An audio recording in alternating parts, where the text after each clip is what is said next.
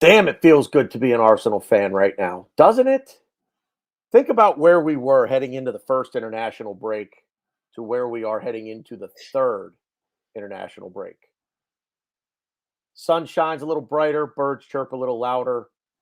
Whatever the temperature is where you are, it just doesn't seem as hot or as cold, whatever your preference is. We're going to talk about it. We've got a lot to get to tonight, back into another international break. I've got Stan, I've got Glenn, I've got Ryan, I've got Rohan, hopefully coming in soon. Let's get to it.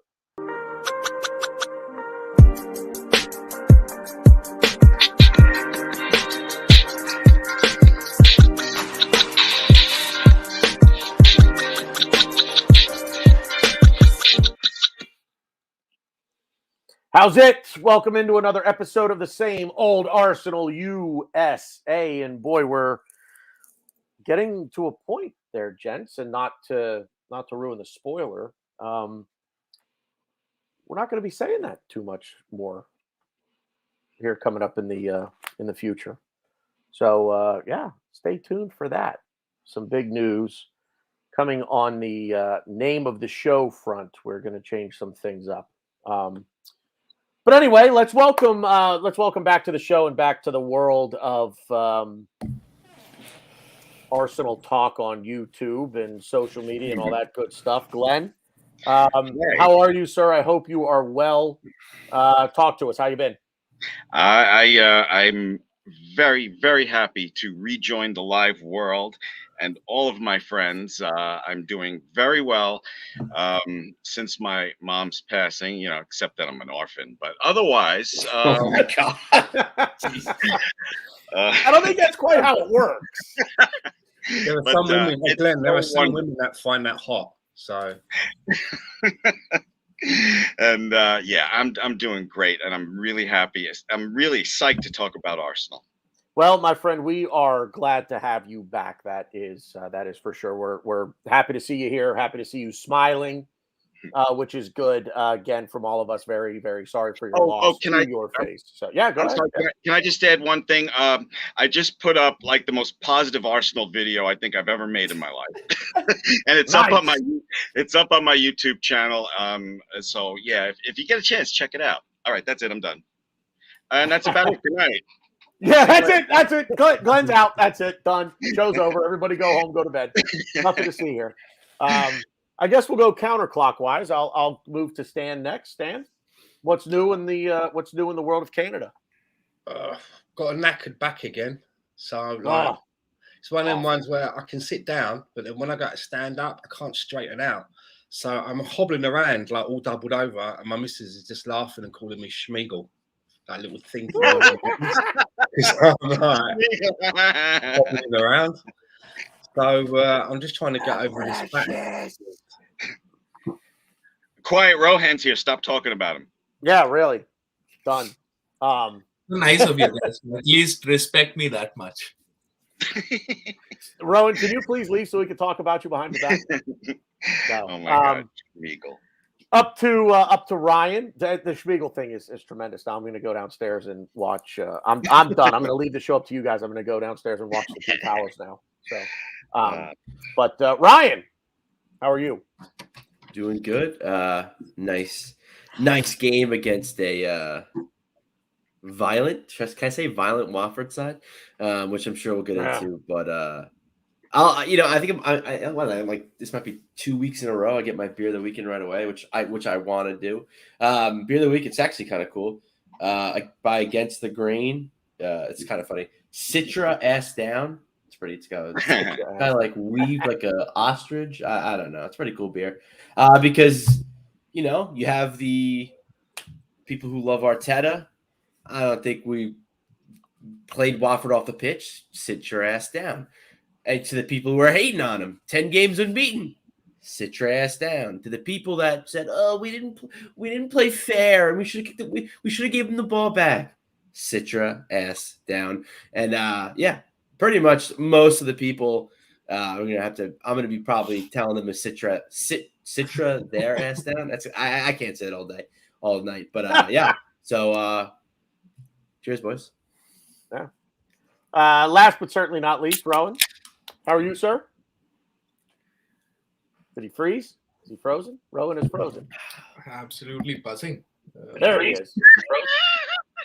I am frozen. But can you hear me? Can you hear me? Yeah, I can Can you hear hear you me? now. Yeah, we're good. Yes. Yeah, absolutely buzzing. Going into the international break on the back of a win, well-deserved win. I don't care what anyone says, well-deserved win. And in the past few weeks, we've been playing good football. That's what we've asked for. We picked up points.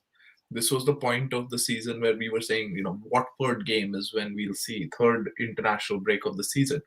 So we've done well. We've set ourselves up really well. Next 6 games are going to be really difficult. We've got a difficult run, but I back the team. I'm liking what I'm seeing.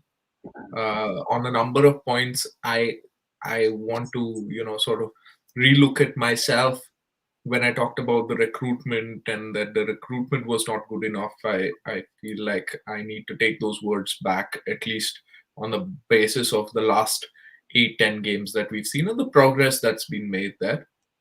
On the coach as well, on that front, to implement, I again think that he stumbled on something. I think that change that he made when he brought Lacazette on and he, really linked up well, he sort of found something there. It wasn't, I will not buy that he really was thinking this 4-4-2 thing until Lacazette put in that performance and he saw that, oh, maybe this is a route that he could go down, because there was no indication that he was going to play that before that.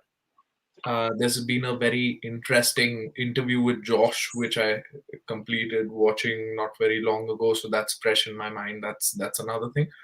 All in all, it's positive. There's nothing to be mad about right now, and I'm looking forward to the coming games. So I'm looking forward to discussing it all with you and unpacking all of this with you guys. Yeah. Stan, I'm going to start with you because this was your benchmark. This is the benchmark that you had set, right? I mean, this was what we talked about really leading up to now.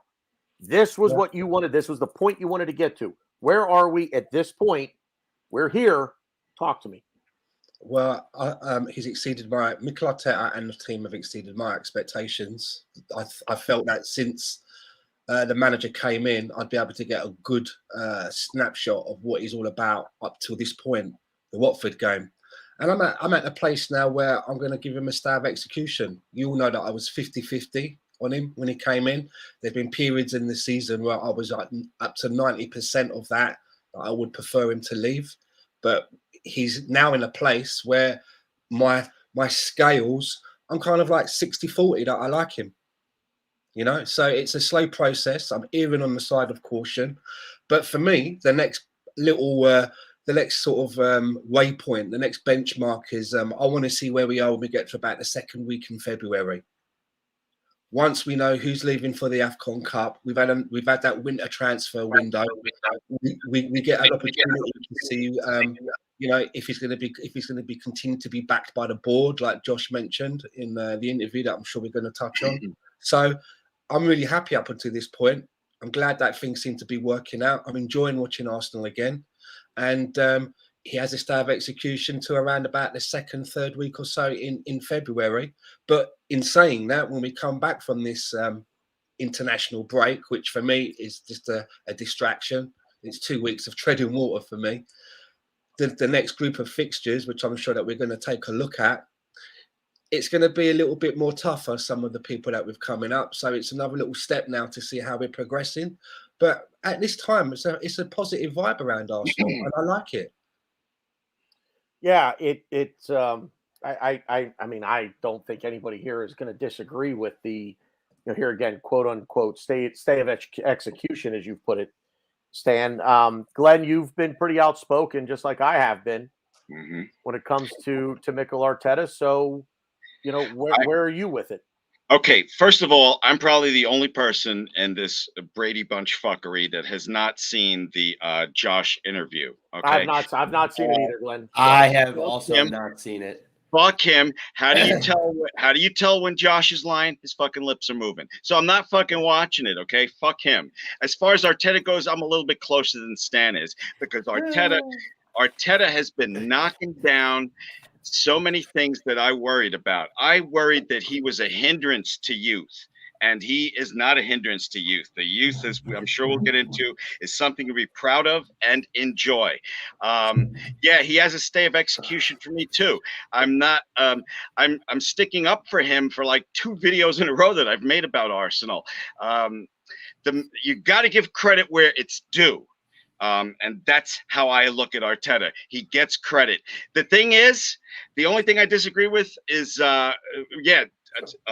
Stan, you set up this great date for the second international break, but to me, this is now all teetering on our performance at Liverpool. You know, show me something that day. Show me something. So Ryan, you're gonna get a second question along with where you stand on Arteta right now. We're all gonna get this question, but Ryan, go ahead and answer it as you can with the Arteta thing. But A, where are you on him? And B, is it, you know what? I'll save the second part of the question. I let's save that for a completely different topic. So just, with Arteta, let's start there. I actually want to quickly address Glenn's comment about fucking Josh Kroenke. Thank you. Thank you, Mike. Where was he? Wait, where the fuck was he when we were 0-3? We get on this beautiful run, and then all of a sudden he shows up looking like Al Pacino in that Devil movie. Fuck him. All right, Glenn. Easy, boy. Down, boy. No, you will never get me to stick up for the fucking. I'm not going to stick up for him. I'm not saying Josh Kroenke, and I'm not saying that at all. But I'm glad he did that. Because you now know this, and like I've been saying this for like a year and a half, like this isn't Stan Kroenke's team, this is Josh Kroenke's team. We need to be looking at Josh, not Stan, and I don't see any other big owner having these kind of interviews or anything like that. So like he's being somewhat transparent. I'm not saying, oh, he's the best thing. Like I'm still, I'm weary of him. Got my like my side eye on him. But I don't know. I think it was a good thing that he did that. And I know it was a big PR thing, and like we're playing well, so it's perfect timing bullshit. But I'd rather have that than nothing, than him being silent. So it was good. But as far as Arteta's concerned, I'm not as high on him as Glenn and Stan are. I'm not, don't get me wrong, I'm not Arteta out or anything like that. But instead of trust the process, for me, it's trust the progress. That's my motto for him. That's my motto for this club. Because I don't know. I'm still iffy on some of the things he's doing. His substitutions haven't been great. For Watford, I think this is an easy Odegaard game. I don't know why he started Lacazette instead of Odegaard, but again, I think he's just very stubborn in his ways. If it's not broke, don't fix it. So I get it. I'm not raking him over coals about it, but just like little things, I want him to be able to adapt to certain situations. And, like I said, we have players that are horses for courses that, you got to interchange and move around. I mean, granted, if Odegaard started and we lost, then yeah, I guess fuck me, right? But I don't know. I'm worried because this team is growing at a very fast and exponential rate. I just hope Arteta can keep up. Ryan, this surprises me because when we talked about Arsenal this season, you were so friggin' spot on. It was scary about the youth. And now it's all coming together, but you're still very hypercritical about Arteta. No, well, yeah, because I don't know. I don't really like his stuff. Like there's little things, and we're 10 games unbeaten, so I'm excited. I'm happy, and I'm not asking for his head, but I mean, as a fan, I want to be critical because we're in a very interesting spot, and like we're growing, and the fact that we were in such a good spot, a couple decades ago, and we were doing big things. You want to get there as quick as possible. So you gotta nitpick, and like I said, the last couple of weeks, we're on a platform, And it would be kind of lame and stupid if I'm jacking Arteta off every chance I get. It wouldn't be fun if we're all doing that, 10 games and being like, I don't think we've had, I'll give Lone Star London a shout out because I feel like he's in every Arsenal podcast out there. He's in the chats. Trust the process. 10 games unbeaten. We got this. And it's like, yes, 10 games unbeaten, but can you say we played 10 perfect games? I don't think we played one perfect game. I mean, you could argue the Villa game was nice, but I don't think it was a perfect game.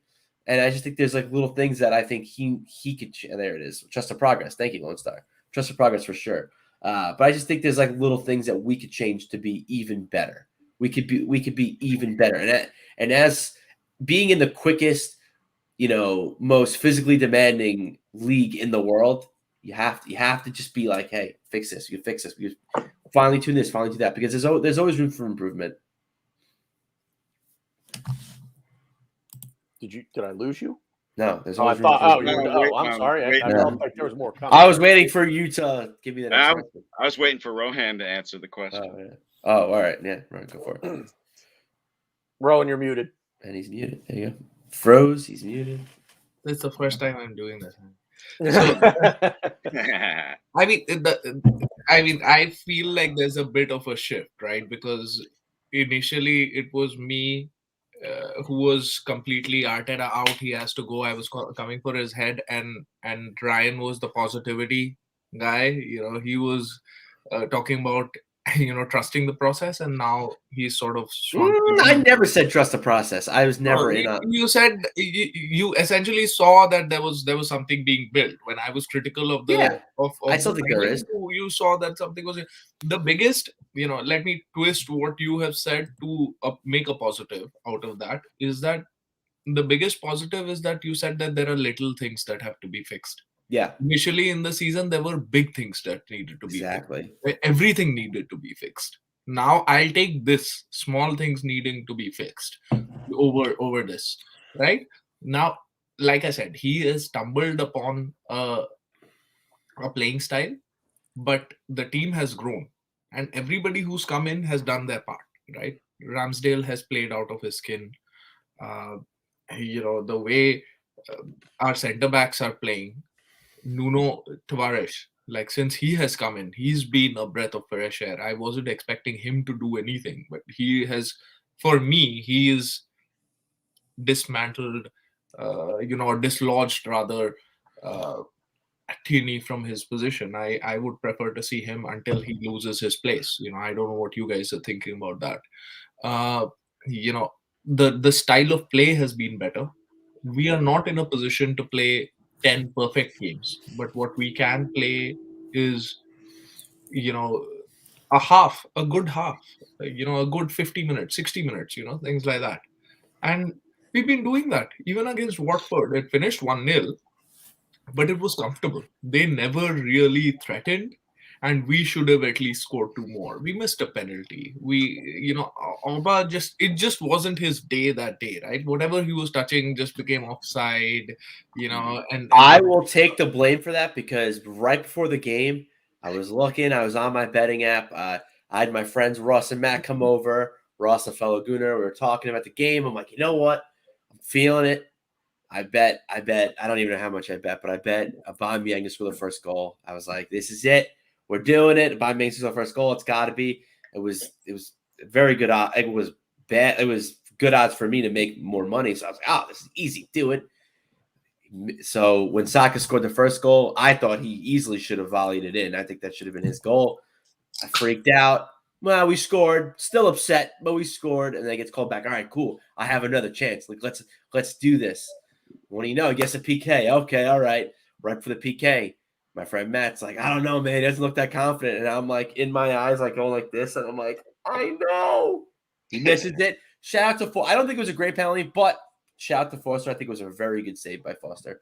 And then the whole. I think we were up 1-0 when Odegaard had that ball, and then Aubameyang touched and was offsides. But yeah, I take full responsibility for Aubameyang's game, because I made that bet, and I I regret. Yeah, so all in all, we've been playing well, and there's not much to complain. We over the last 7 games, and I'm not. You guys know that I'm not a fan of like segmented, sort of viewing. But our season essentially started 3 games in, right?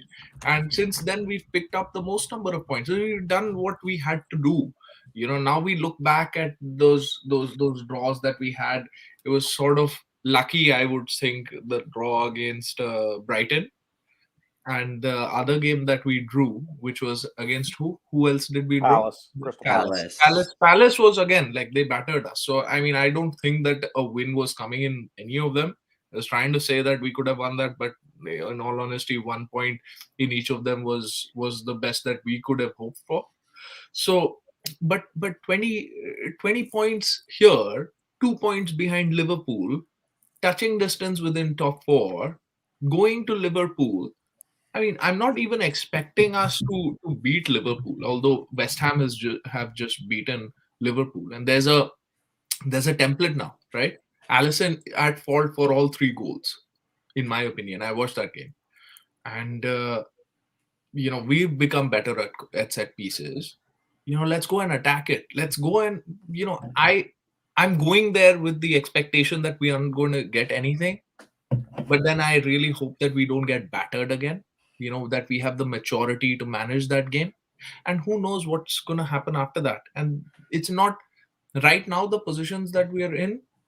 It's not games like Liverpool or Manchester City that define our season. It's the games against those lesser teams, that so-called lesser teams, that define our season. So as long as we get our wins against the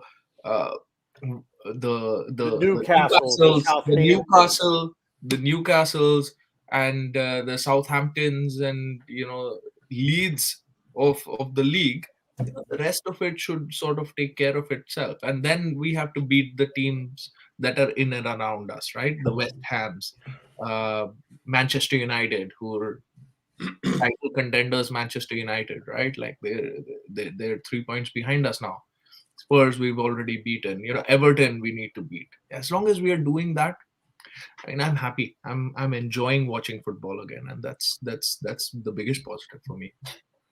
Yeah, I'll insert my 2 cents here on Arteta. I mean, pretty much everything that Stan said, I agree with it. He gets the stay of execution. We're playing better. We're not winning we're not nicking the 1-0 win, by the skin of our teeth in playing these games. Aston Villa, I'll keep saying it until I'm dead. That's the best 90 minutes of football I've seen this club play since going back into the Wenger era.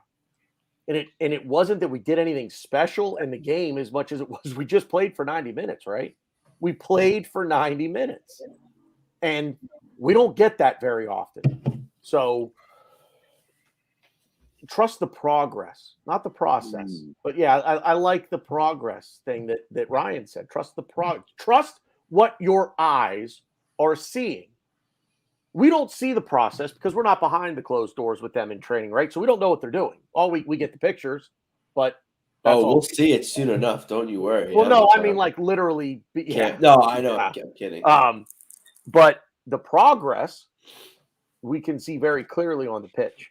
So I didn't see the Kroenke interview. I'd rather not speak on it, having not seen it. Let's say that's kind of a good thing to bring up next week because we won't really have anything else. There won't be much else to talk about because we've got the week off. But that'll give me a chance to watch it, and we can speak more intelligently on it come next week. But it feels good right now. It's a good feeling, and winning cures everything, right? I mean that's just the way it is. Winning cures everything. So go ahead, Glenn. I was just going to say, I don't think you guys realize that the Premier League is the toughest league in the world. I've come around on some of the games where we had a draw, okay, against supposedly lesser teams, because I see the top 6 teams struggle every week against these supposedly lower teams. I don't understand why you guys are so unforgiving and why you have to change trust the process to trust the progress. It's obvious that the process is working. I'm not saying that I am fully in with Arteta, but I'm telling you right now, the man, as far as I'm concerned, is getting the strategy right. He's getting the starting 11 right, and he's bringing up these youngsters the right way. He's proven me wrong so many friggin' times the past few months. I'm cutting the guy some slack. Sounds like you're hopping into bed with him. That's what it sounds like. And it sounds like I'm going to punch you right through this fucking monitor in a minute. I mean, the fact is, results matter, right? Results are what's matter. We are talking about a results-driven business. That's all it is. It's results-driven. And but let's not trivialize it with just results, right? This wasn't the last 3-4 games haven't been the Burnley and the Norwich 1-0s, right? They haven't been that. They haven't been dead games. I've also enjoyed. I still don't think the Burnley game was a dead game. I don't know why we keep keeping it in. We outmuscled the team that beats the shit out of us. We didn't create anything, right? Like doesn't matter. It's not going anywhere, right? It's progress. But the last few games we've created a lot. We've played well. Like, I mean, I have enjoyed the whole experience of watching the game. It's not just the fact that at the end of the game we've won and we've come out the right side of the result. If we would have, let's say we would have drawn that game against Watford, I would have been fuming. But at the end of it, I would have felt like we did enough to win that game and we were unlucky to not win it. That's how I would have felt. But Stan, I'm going to piggyback off what Rohan said, and I want to bring you back in here. The good teams don't need luck, right? The good teams, the successful teams, create their own luck. We keep talking about, luck or the officials, officiating going against us, this, that, and the other thing. The fact is that the good teams overcome that, right? The good teams will overcome the bad bounce. They'll overcome the poor officiating. I think what the good teams have, which is key that we don't have just as yet, is consistency. Do you know what I mean? That's what they have. They are consistently good. We're getting there. I mean, you have to give. I think it was Glenn earlier talking about giving credit where credit's due, and I'd like to do a little bit of credit giving, if I may, and that has to go to Edu and Arteta for the money that they spent, because there's been so many times when we've been given money in the past, and I've looked at how it's been spent, and I've just been like, "Are you having a fucking laugh or what?" Do you know what I mean? With all the fucking people in the world, you're going to spend 75 million on a pairing of Mustafi and Xhaka. I just use them as an example. Deals like that, and you think, for fuck's sake. Now, I was pleasantly surprised because a number of the 6 that came in, I never heard of them before until we were linked with them. I'd never heard of Sambi Lokonga before. Didn't even know he fucking walked on the planet. Ramsdale, he was off my purview. Ben White, again, off of my purview because I don't spend a lot of time watching Brighton or the teams he went on loan at. So I've been pleasantly surprised. I was one of the ones who was like, "You're going to spend all this money on this Ramsdale guy, and the money we're spending on Ben White." And I think it's been money so far. As you say, you trust in your eyes. My eyes are telling me so far that the money's been well spent. And I have to credit to those people involved for that scouting that they did there, because so far so good. You buy 6 players, and so far none of them seems like a dud. Not one. When does that happen? You get a dud in there somewhere, right? Usually a dud, but they all Tavares. We paid peanuts for the lad.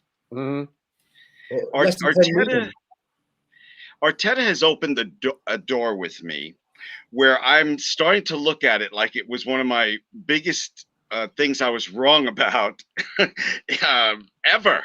As far as I was convinced that he is not the right guy for the job. Absolutely convinced. And he's going to make my top 5 mistakes of all time. The first 4 are getting married, but he would be number 5. I fucking was going to say it. But I mean, he's opened that door. Mike Kurtz wants to start an argument here about Arteta. No, I'm just saying that I am open to the idea that I was very wrong about him. I say as well that I think it was, I can't remember on this panel who was the one that coined the phrase, and I think it might have been Ryan, to be fair. Once you get it into your head that the way that the ownership are looking at this top down, that Arteta is the project. He's being allowed to learn on the job. All we can hope is that some of the things that we've seen him do in the past, which were, he's made some novice mistakes. Yeah, you can't deny that. That's the reasons why that we finished in places like 8th 2 seasons in a row. As long as we can see that he's progressing and he doesn't continue to make those same mistakes, then there's going to be a few more bumps in the road. We're not going to go unbeaten to the end of the season. There will be some bumps in the road because he's still learning.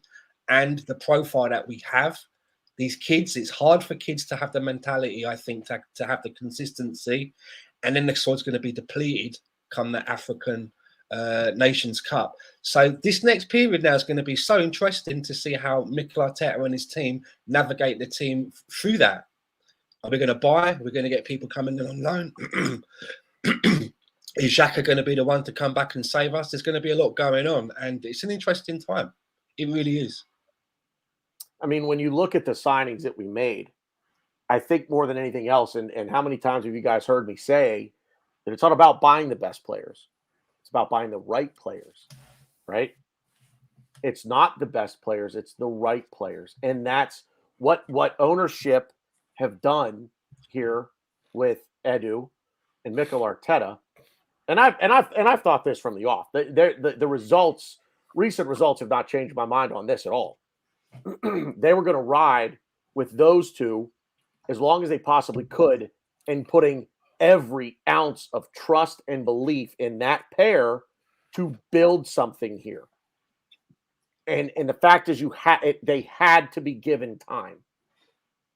Now, I think we all wanted the time to come last season, but it's coming perhaps it's coming a season later than we'd hoped. But we're here now, right? And when you look at the signings that we've made over the summer, they're high character guys. They're quality character players. They're all within the same age range. Sambi Lokonga was captain of Anderlecht, called up to the Belgian national team. Ben White, part of the England national team. Gabriel's been called up to the senior Brazilian squad now. ESR is now making, is up with the England senior squad. Bukayo Saka's already made his England senior debut, right? Nuno Tavares is really the only one that the fullbacks, Tavares, Tomiyasu. Tomiyasu's on the Japanese national team. I don't know if Tavares is I don't know if Tavares is with the Portuguese national team or not. It won't be long. Yeah, but when you look at all of this, when you look at the guys that we brought, Aaron Ramsdale is part of the England setup. He's there. And that's what it is. It's high character, quality character players that were brought in to rectify and sort of weed out this negativity that just the black cloud that just hung in the dressing room at the Emirates Stadium and just followed us to every away ground we ever went to. And can I just say as well, I think it's fair to say that a fair few of these caps that you just mentioned as well have happened because of the performances that they've been doing playing together as a team for Arsenal. They've not come in with the caps, you know what I mean, and continue to be picked. A lot of these this is their first cap, and it's a reward. It's a reward for what they have been doing over the last 10 games or so. I think the thing, Rowan, I'll let you jump in here just real quick, but all of these players with their national teams, that says something. They're all in the same age profile. That says something. So what we've done now, you want to talk about seeing the process, not progress, the process. The process was get a strong, young, quality character core in this team and let that young group of players just getting called up to their national team, have captained their club team in the past, let them grow together with a relatively young manager who can really start to instill an identity into this club. I still am not sold on the identity. I need more. I still need to see more. And that'll only come with time. Time is the only thing that'll change that for me.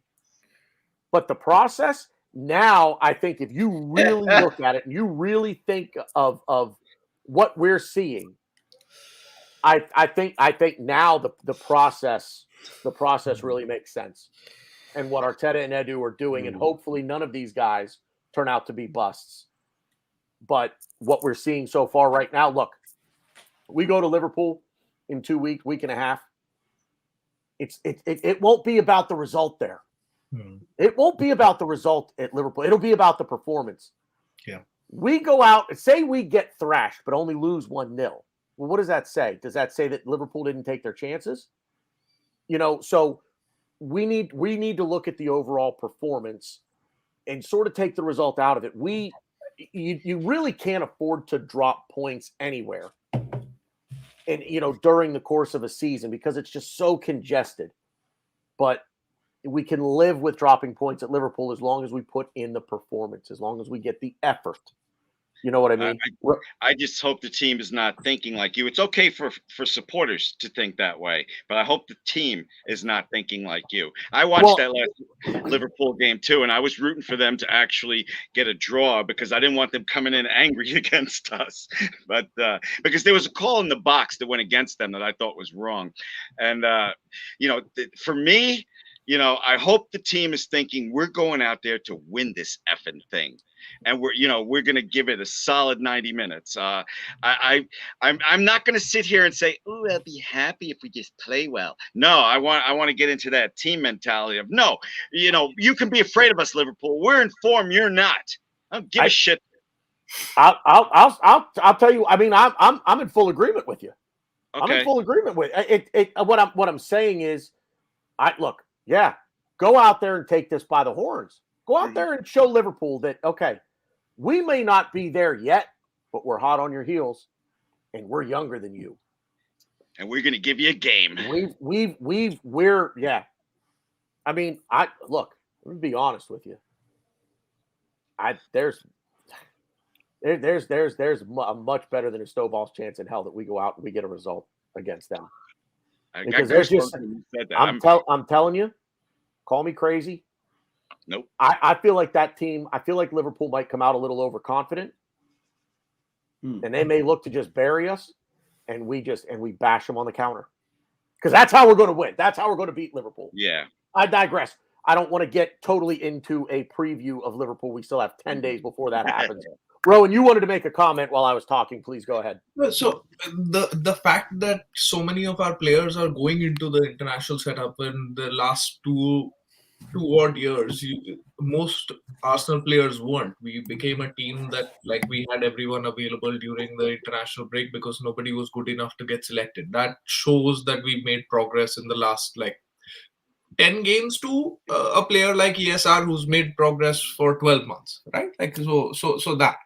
But, while I'm bigging up the team, while I'm bigging up, all of this, I want to big up you guys, this podcast as well, because you guys have not seen the interview, right? So, but there is a point that he makes, right, where he says that the mentality now or the strategy for how we run our football club has changed, where he compares it to American sports, and he says that we run American. Is that he jacking off Arteta? No, I'm Rohan, please continue. That we run American franchises, and American franchises are also successful. And at the end of it, this is sport, and we are implementing the same philosophy here of having a young team. He did not say young coach, but he said young team. And he said that, once you have that team who build in confidence together, who are hungry together, and you sprinkle that with talent around, and the youngsters pull the older guys, and the older guys motivate the younger guys, and then you move on to the next stage, which he said, he acknowledged that we are not in the Champions League, and once we get there, there'll be a different level of players that we can attract. But he made that comparison of his US sport, and he said that sports are different, but at the end of it, it is about winning. It is about the team. It is about running the whole club, and that he compared with American sport, which I think we have done that. You guys have done that over a long time, which of course, other podcasts probably have not, because they don't have this American background that we are talking about, which our ownership has, right? So kudos to that, like that everybody here has pointed that out, how they've run their clubs here, and that's how Arsenal Football Club is also being run, and that's the strategy that they're implementing, and we have to buy into that. That's where it's going. I'll watch Josh when he's in a room full of Arsenal supporters asking questions. So he did. In fact, he had a meeting with Arsenal Supporters Trust, etc., etc. That also was addressed, where he met. This was the first meeting which he had with people like representatives from the Arsenal supporter groups. And to him, he was asked a question whether they can be part of the board and the golden chair, etc., which he dodged. And he said that I have to see the final proposal before I could get in there. But at least he did acknowledge it. He said that the first 3 games of the season that I had seen, I knew that those were difficult, because it was an away game, the first one, and the next 2 were very difficult. But then we saw that it was. I would have thought that he wouldn't even know what fixtures were there. Probably he's been briefed of that before he went into that interview. A cynic might say that. A cynic might say that, but at least he made the effort of doing that, right? Like if something is positive, we don't need to ruin it by being a skeptic and a cynic all the time, right? Like, and he made those comparisons. Can I just add as well, there is a Mikel Arteta interview as well with Amy Lawrence going over his first 100 games, which I saw a bit of today. So that might be worth a look as well. Yeah. I just want to say one quick thing, because I earlier in the show I said credit where it's due, and you told me that he went in front of supporters, Rohan. Now, while I'm probably going to be defending Arteta for the next hour and 16 minutes, it's going to take an act of God for me to get on Kroenke's side. So forget that. No, seriously, I'm not going to do it. I'm not going to. Well, let me ask you this, Glenn, and I mean this because I was as Rohan was talking, I was thinking about this, like the Kroenke out crowd, and I was a part of it. I right now would say that I would lean toward being a part of the Kroenke out crowd. But what I'm seeing here, and I need to watch the interview with Josh and understand that there is a lot of PR spin. But if this project works, if this process works, and it nets us becoming if they finally got it right. I guess my question is, what does it take to get you out, not Kroenke in, but get you out of the Kroenke out boat? Can I just say before Glenn answers, I just think if you don't watch the interview, I don't see how you can have an informed opinion if you don't listen to the words. Do you know what I mean?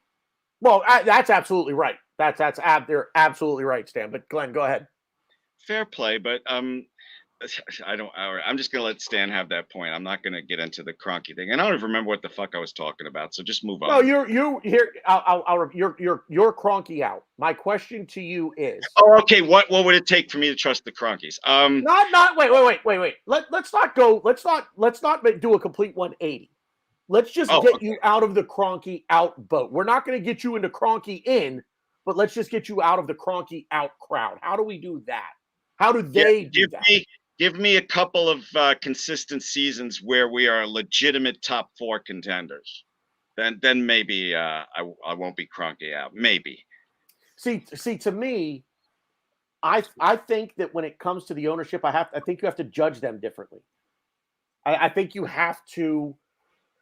I don't think you can properly evaluate ownership based on the results. I think you have to base ownership, or you have to sort of judge the ownership based on what they do in the transfer windows. I think you have to judge ownership based on what they do with hires, with their executive hires, with the, if they're going to hire the coach or the manager, who do they bring in and things like that. I understand that, and I know you will relate to this, BG. The Rams, okay? They just went out and got like the best defensive player in the NFL. First, Stan Kroenke. I wouldn't go that far. One of the best. He's Von been pretty Miller's shitty. up there. He's been pretty shitty for about a year and a half. Von Miller, he's an outside linebacker. He was with the Denver Broncos. What's his name? Sorry, Von Miller. Well, all right. I'm gonna. You know what? I'll just give you guys that point because I'm not a big NFL guy. So I'll just give you guys that point. Move on. No, What money on his American teams? No, finish. Again, this is not Stan's team. This is Josh Kroenke's team. Can I just say that while we're talking about the Kroenkes and just picking up on Glenn's point, if Glenn's like looking to see us to get into the top 4 for consecutive seasons, I would say that achievement would be down to the player and the team. And if you're happy with Mikel Arteta, which you said that you are, then then you have to give the Kroenkes some credit because they appointed him. So I'm playing devil's advocate a little bit, but if you see where I'm going, so a lot of the fans who were Kroenke out originally, they believed that the reason was that he weren't putting any money in, right? Even though we were a self-sustaining model, they wanted him to put in more than what we were making. But in the last transfer window, we spent more than any other team in Europe, and if you combine the window before that, they've given this manager over £200 million thus far. So when it comes to the money side, they have backed the manager, I think, right? The other argument is that they're long distance managers, that we don't see them at games. For me, that's not really an issue. Never has been. I see Roman Abramovich at games, but as you know, I love doing impressions of people and mimicry. I can't do one of Abramovich because he don't fucking open his mouth. And then we get the Kroenkes get called, silent Stan and all of that. And fair play to Josh, he's come out and he's given a 25-minute interview. Now, there's a lot of people that I see in comments and they're saying things like, oh, he's media trained and blah, blah, blah. Of course he is. He's a son of a billionaire. He's in a sports franchise that speaks to the media all the time. They've got a PR department and they make sure that they ain't going to fucking fuck themselves up like, the current fucking president of the United States. Do you know what I mean? So, I'm just trying to play devil's advocate. I'm trying to, other than the Super League, which was a very bad deal of them wanting to cozy up with that, I'm trying to understand what it is specifically about our ownership now that the fans don't like. Do you know what I mean? And yeah. Can I say, Stan, this reminds me of when I have an argument with my wife and I'm on the wrong side of that argument, and because I have no excuses for why I don't like the Kroenkes except what they did in the past. And everything you guys are saying is correct. They spent all this money last transfer window. I was like, what? I didn't know 3 of the guys outright. I had to research them. I never heard of them before. And they all turn out to be what appears to be so far exciting, talented young players. So yeah, I'm running out of excuses to say how much I dislike the Kroenkes, but I can't. The words won't come out of my mouth. If you guys are off the Kroenke out boat, please tell me. Otherwise, stop ganging up on me.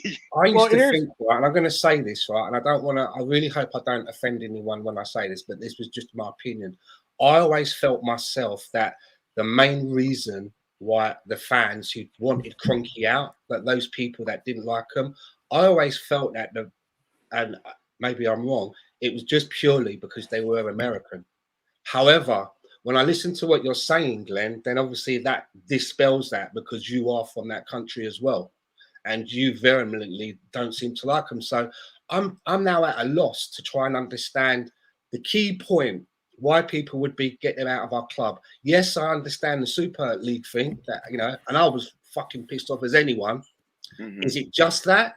Because there was a huge section of fans that wanted them out before that happened.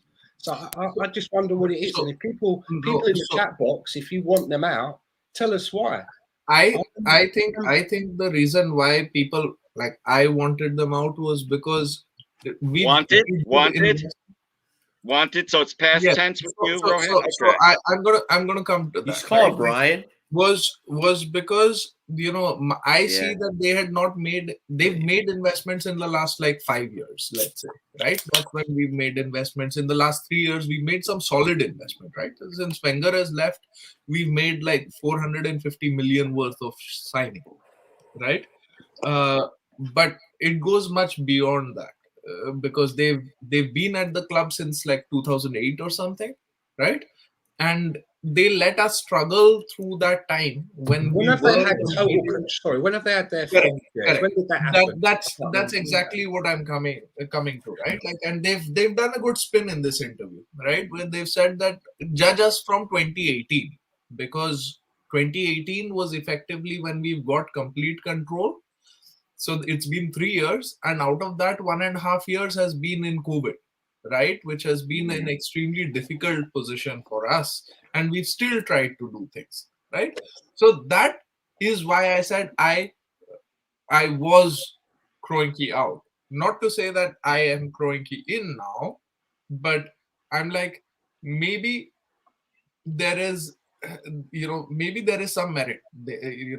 Like you guys said, there's only those many things that owners can do, right? The reason why we are all Kroenke, or why we were all Kroenke out, was because the teams in and around us, the big teams, the big six, they were making big moves, they were making big signings, and we have for a long time seen that we have this self-sustaining model. We have to pay off our stadium, we have to do this, that, and the other, and now we are in that sphere as well. We were the highest spenders in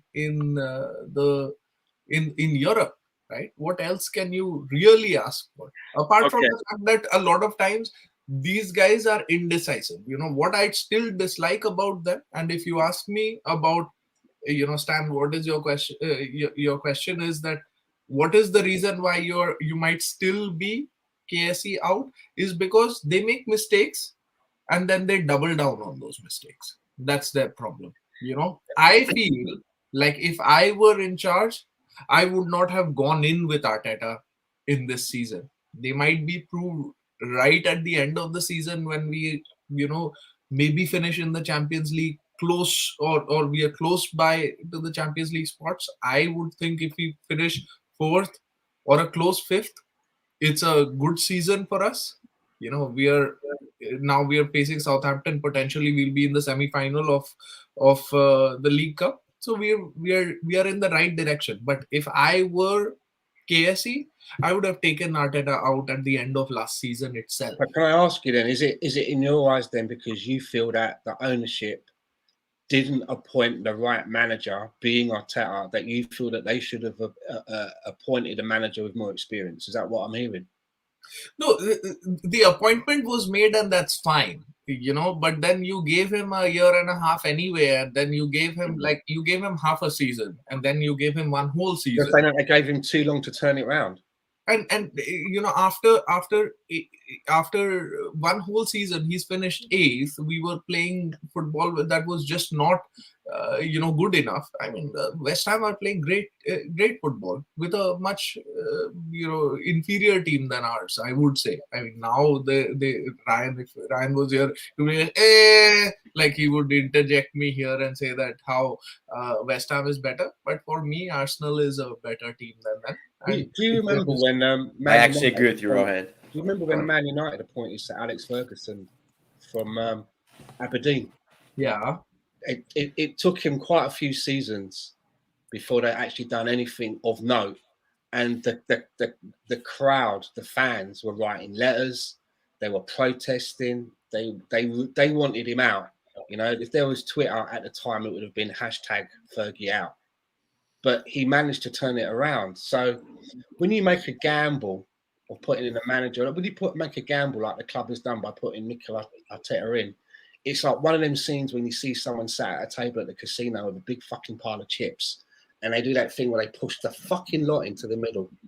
Once you do that, you can't take the chips back. And that's what they've done by appointing him. It was a fucking gamble to give him a club like Arsenal. But to go back to what Gary said there, he said the owners didn't embrace the history and culture of the club.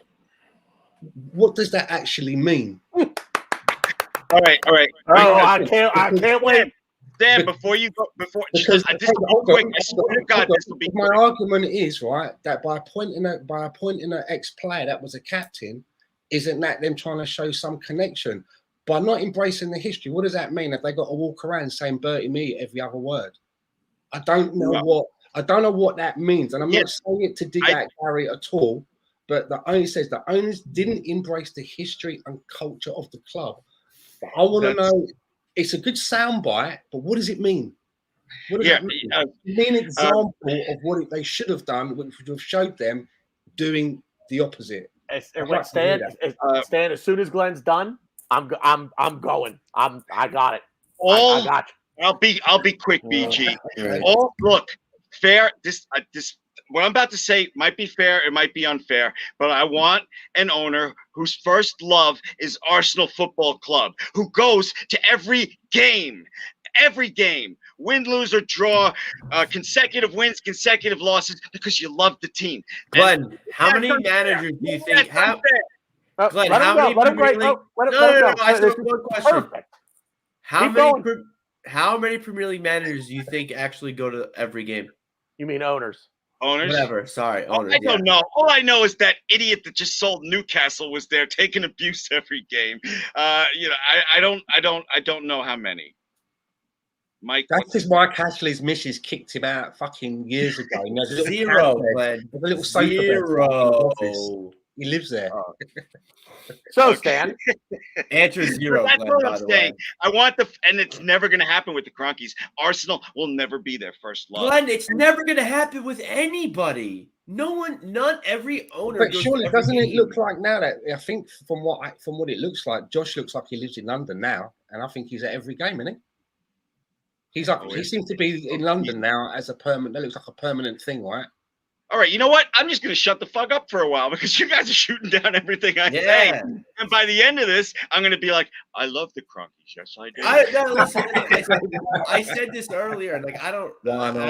As you can see, I haven't spoken much about it because I honestly don't give a fuck. This is in my humble opinion, I think this is a fucking dumb conversation to be having. But we're having it, so I'm trying to push as much as I can.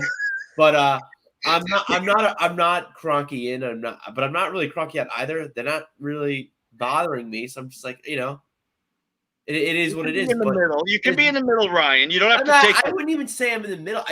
They're not an issue right now. Like when they and I agree. I think someone said in the chat.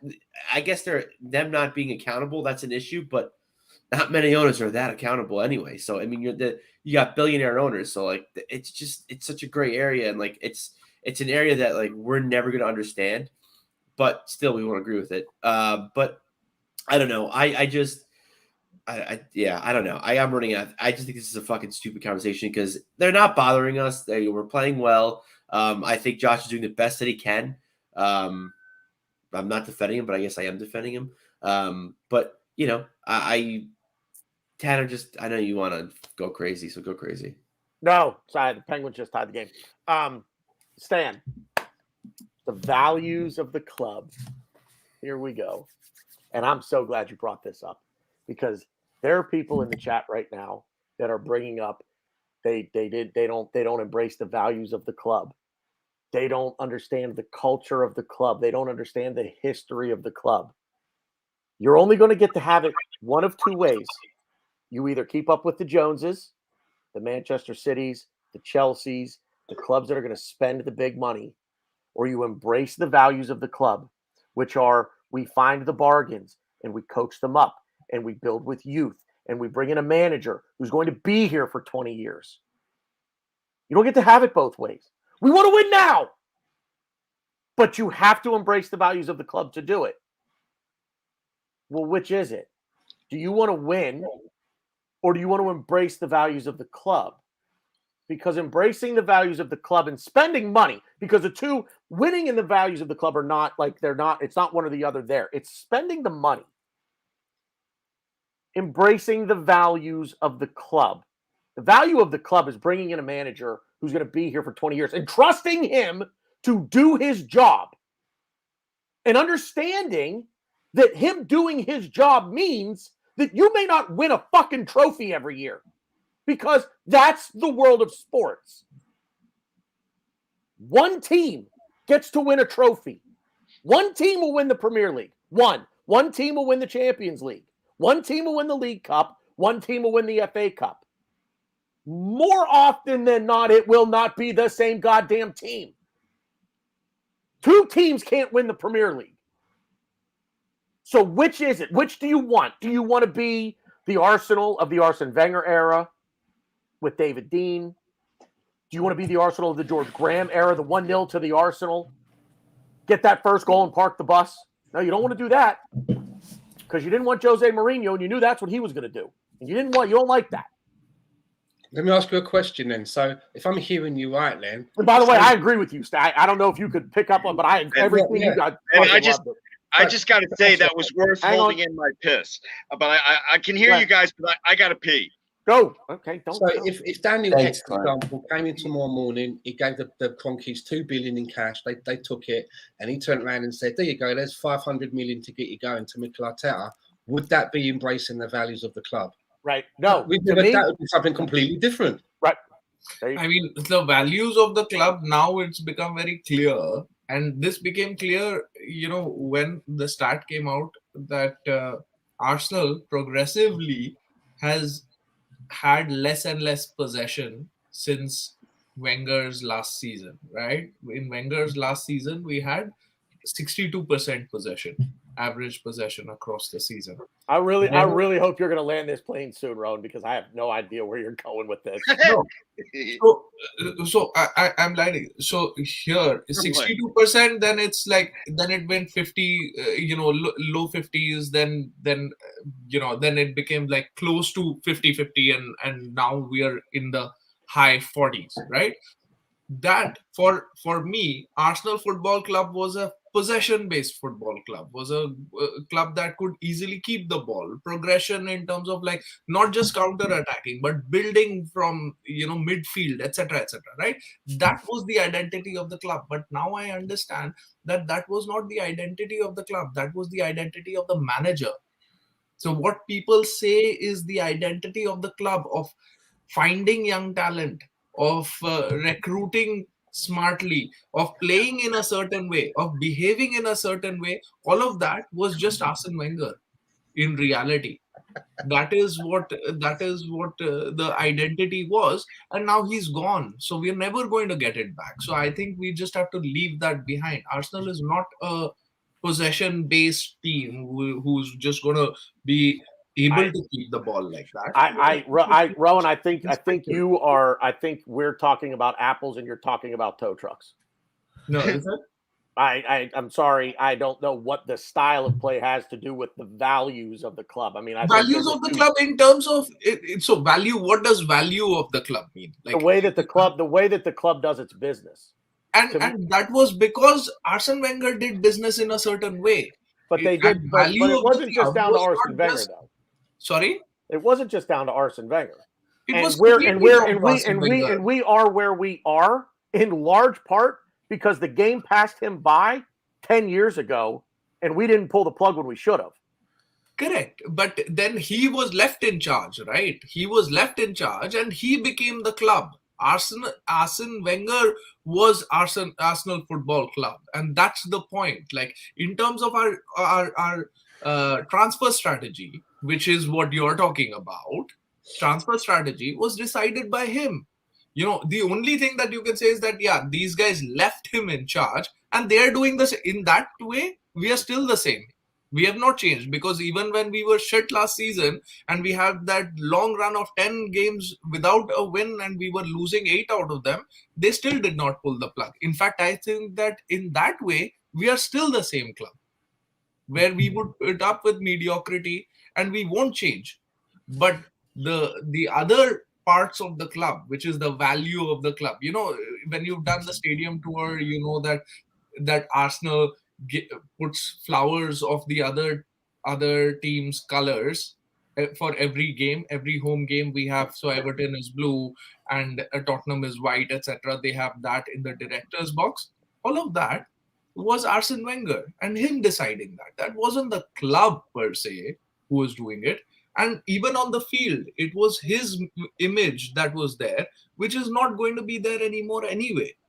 So let's forget about, and I'm agreeing with you also, I don't know. You probably I lost you somewhere. Yeah, I think you No, definitely lost it wasn't you. It was this fucking conversation. It's not your fault, Rohan. Not at all. It's not your fault.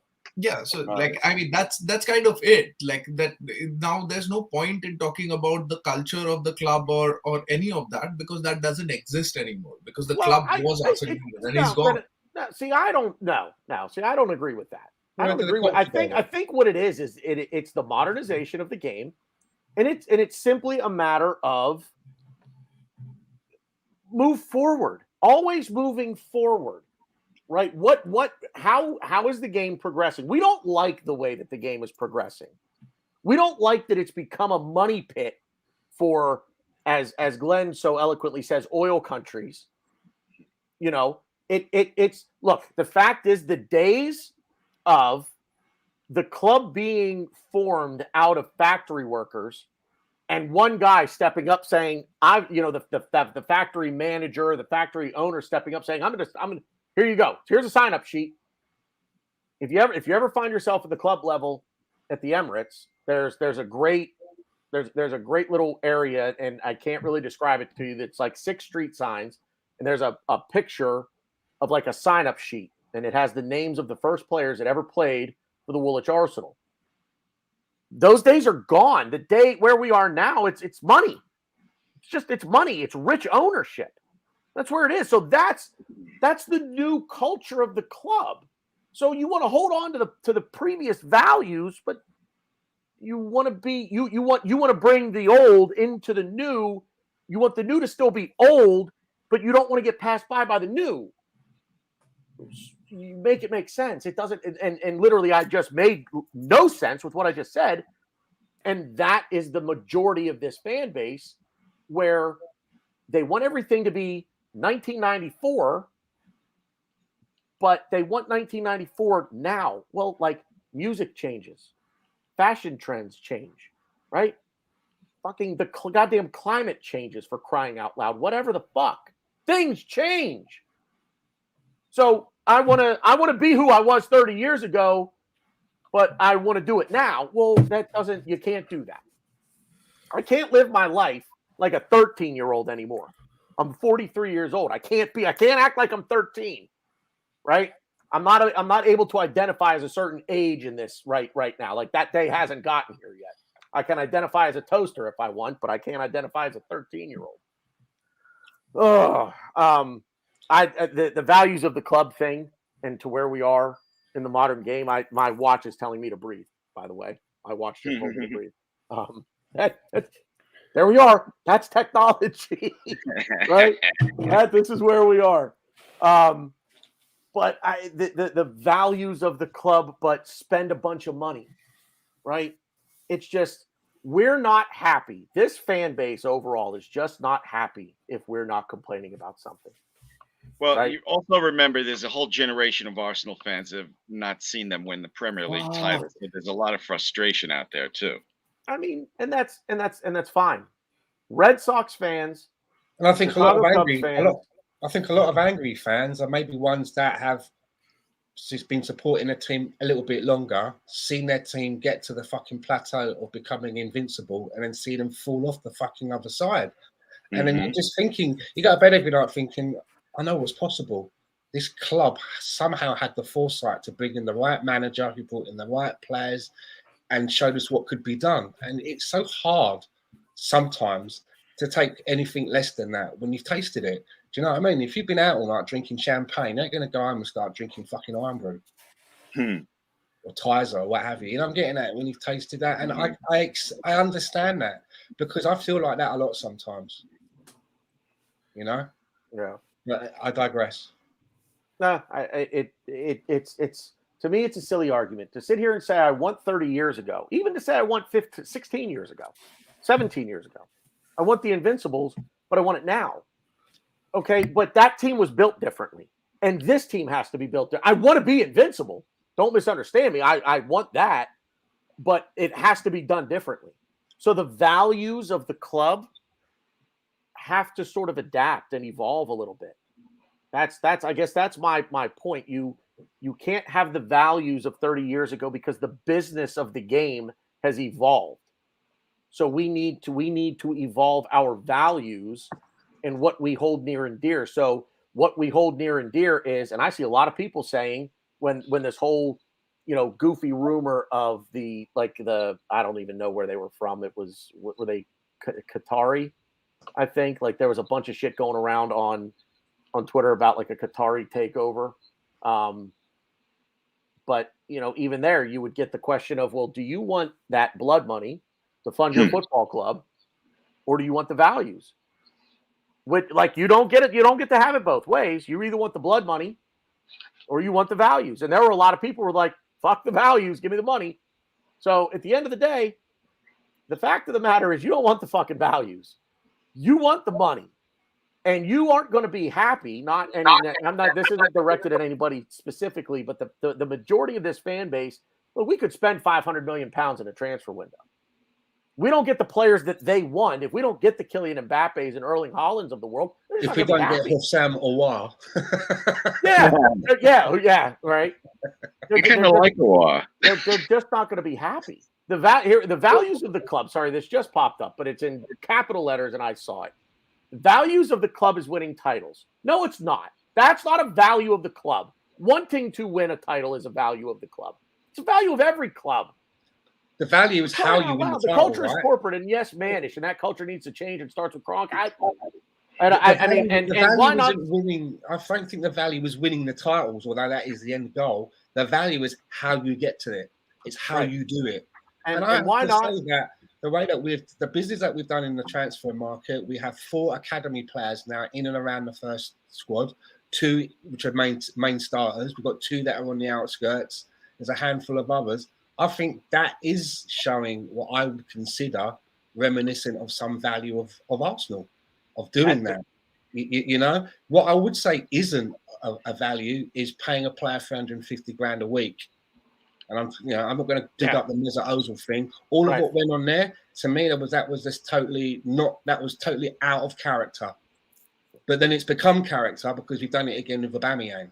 Mm-hmm. So sometimes the values are going to change, right? Because the times change, the era changes, right? If a lot of you got your wish, and that Uzumov guy had come in, and he had thrown loads of money, and don't get me wrong, I'd love that. But is that the value of Arsenal? No, I would have gone along with it because I like loads of cash and I want us to go out and buy the nice shiny things. I'm just like that. Yeah, but that would not have been that value of Arsenal. That would have been a total different change. And I probably would have gone along with it. I just think that like the perfect example, Lautaro Martinez. So Riddy Sarkar here wants Lautaro Martinez. So until he gets him, he's not going to be happy. Can I ask a player related question when we change subjects? Because I meant to bring it up when it came up, but everybody was so interesting. I didn't want to interrupt.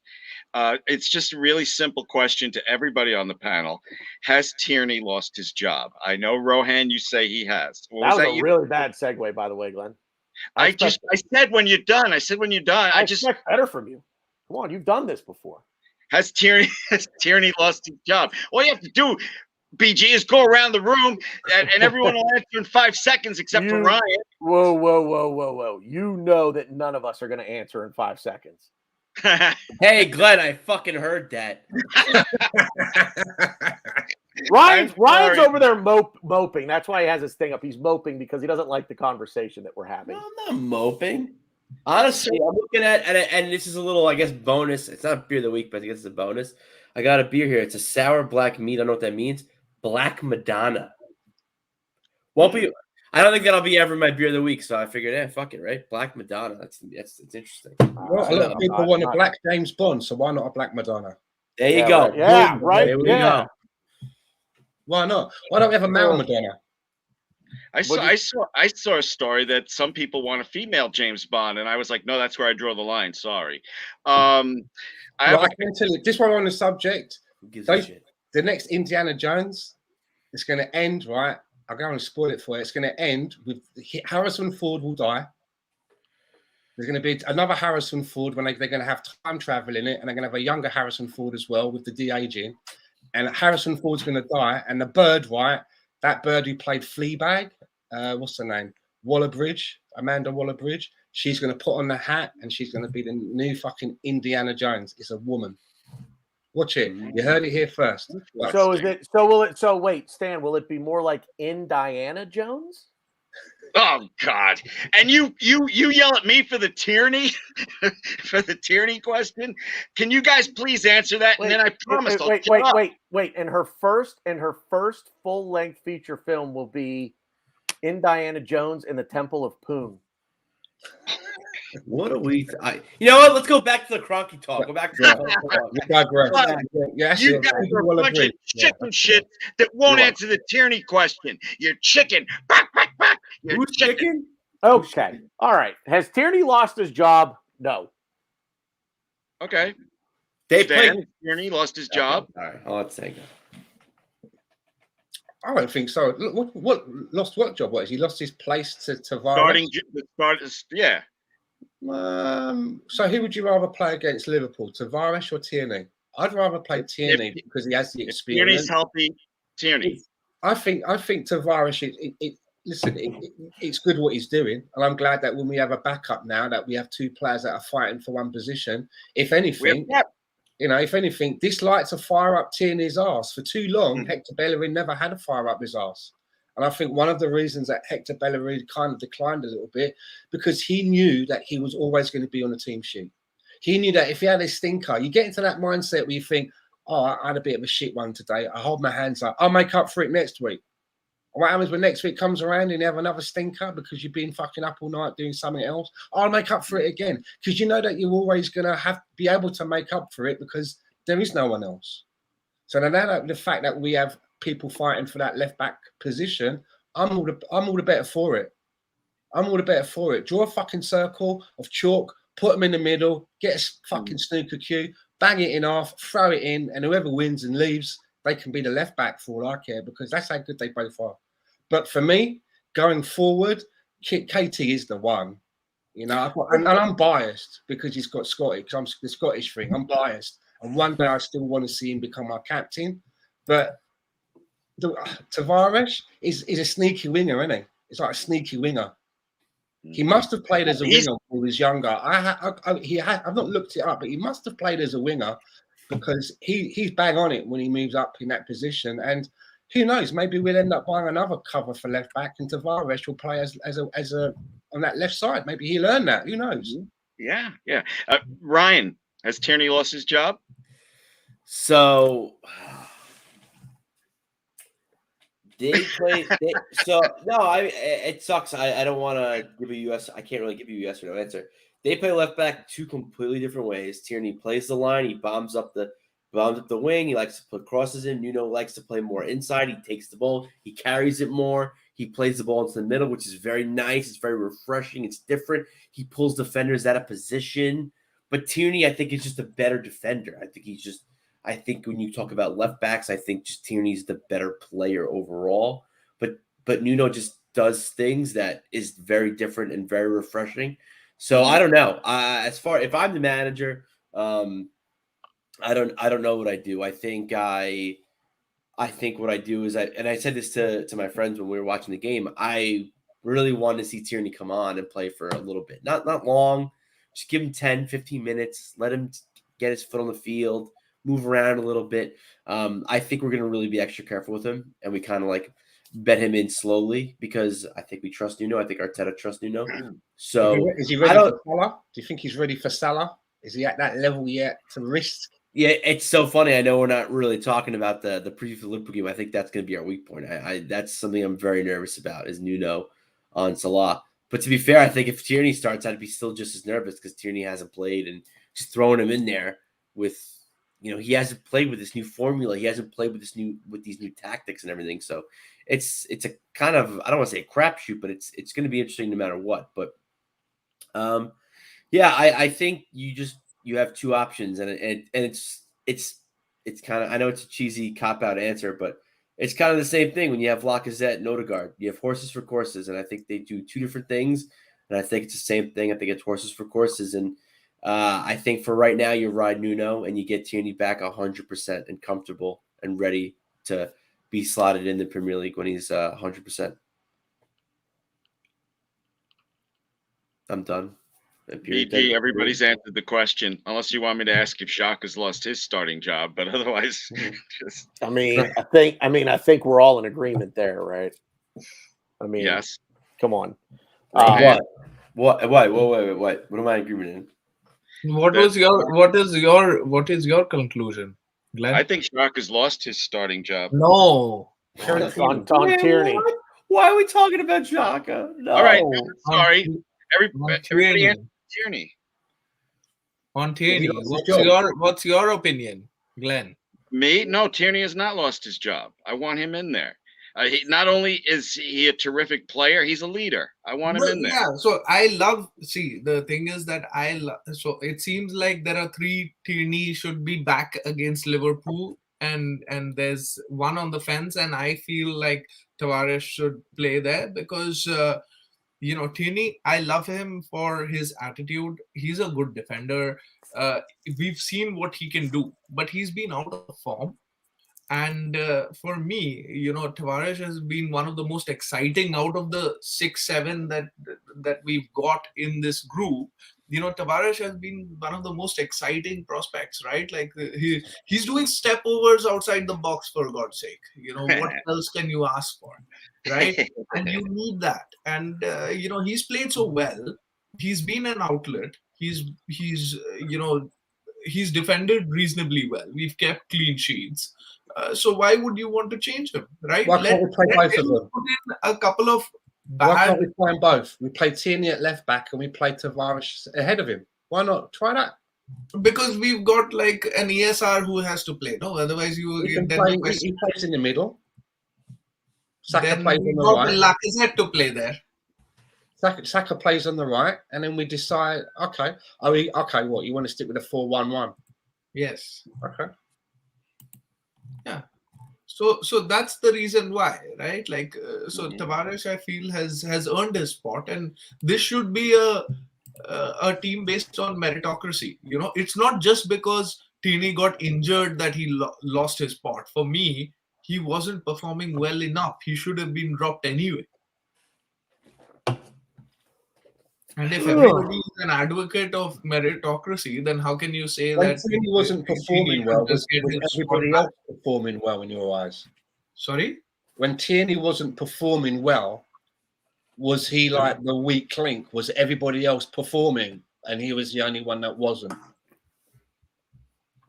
No, he wasn't, which is why a lot of those, which is why so he was playing with Pablo Mari, who's not playing, right? Then why are we not playing Pablo Mari? He's shit. He's sick. Well, he's shit and he's why sick. are we not playing Holding? Holding has not done particularly badly. Holding did not do particularly badly. Then why is Holding out? Because White and Gabler are better. Correct. So, then you have to give Tavares a chance to prove that he's better or not, right? Why have we just because he wears shorts in the cold that now he's better? Is it? Tierney's a better defender. On what basis? You've seen Tavares play 3 games. I've seen Tavares play 3 games. I've seen him play a little more against middling competition where he hasn't really been challenged defensively. So yeah, exactly. So you will never know. All right, so fine. How about this? Right? Tierney has played in this sport which has got battered again and again. I won't say Tierney's a better defender. I trust Tierney more. I don't need to cut Tierney in the knees to make Tavares a better player. I'm saying both of them are good. Yeah. But you don't have to drop somebody. If we are advocates of meritocracy here, then you can't drop Tavares now and be like Tierney gets his spot back. But I'm an advocate of what happens if Tierney goes away with Scotland as a couple of blunders? But this is the Arsenal. We play completely differently right now. Yeah, but you got to play games, right? How do you get back into form? I don't know. He's got to lose his spot. Tavares has to lose his spot. Okay. Well, okay. It's like Leno will only get his spot back when Ramsdale puts in a couple of stinkers. Okay. It's not like we've said that. If we played our next game then and we lost 4-1, does that mean then that Ramsdale's got to come out now for the next game because you're letting 4 goals and we got to put Leno in? Whoa. No, we don't, because no. it has to be a combination of it, right? And Ramsdale has over the course of 7-10 games won his position. So one game should not be a determinant. If one game was determinant, then I would have said that after the first game you should take out Tierney. Tierney put in a string of very below par performances. We don't need to, just shade over that because he's our favorite player and he's got character, right? So back to Stan's point, you lose 4-1. It's Liverpool. Does Ramsdale get dropped? But what if Salah scores 3 goals? Because Tavares is going to have to defend Mohamed Salah. Yeah. And what if he gets torched? So then he gets torched. Like that is, but the point is that we've not seen him, and you're willing to drop him before that. And what I'm saying is, give him the opportunity to play, and then we decide what is going to happen. But I'm willing to play the player that I think is better suited. And this is where I come down on it. I think, like Ryan says, horses for courses. I think this is a game that Kieran Tierney needs to play if he's fully fit. Fully fit. Yeah. Let me stress that. 85%, no. 90%, no. 95%, no. 100% fit. But Kieran Tierney, to me, is the better defender. Now, I get in attack, Tavares has been the more dynamic player this season than Kieran Tierney.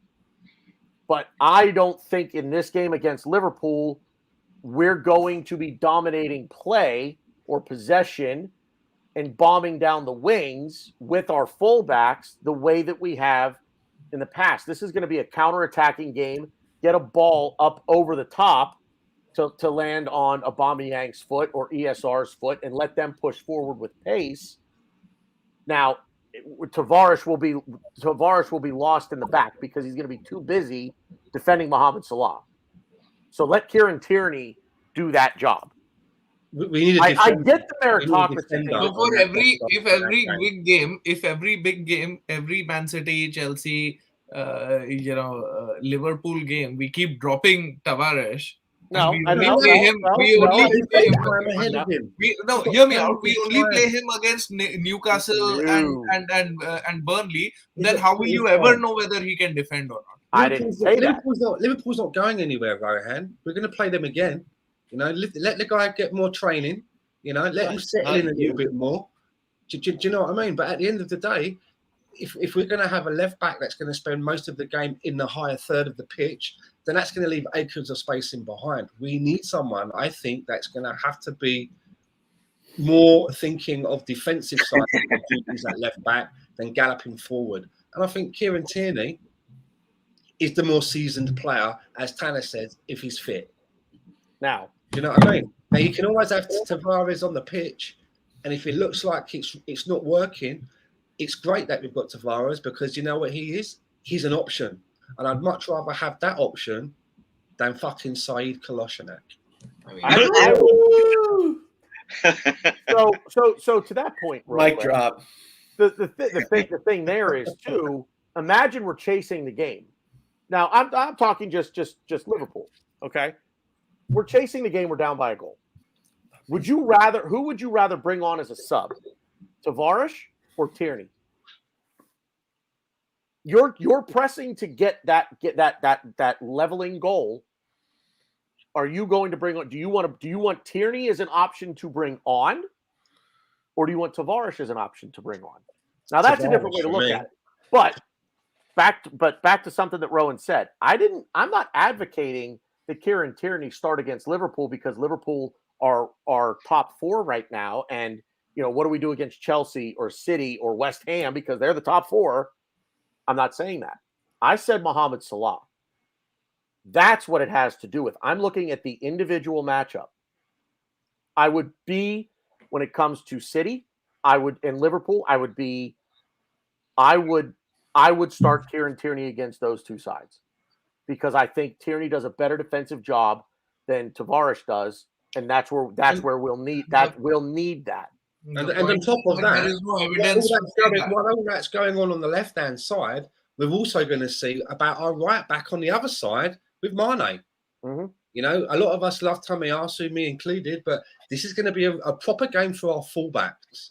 And they're going to have to really, you know, be fucking in the game and not go too mad galloping forward. We're going to find out a lot about our defense in that Liverpool game.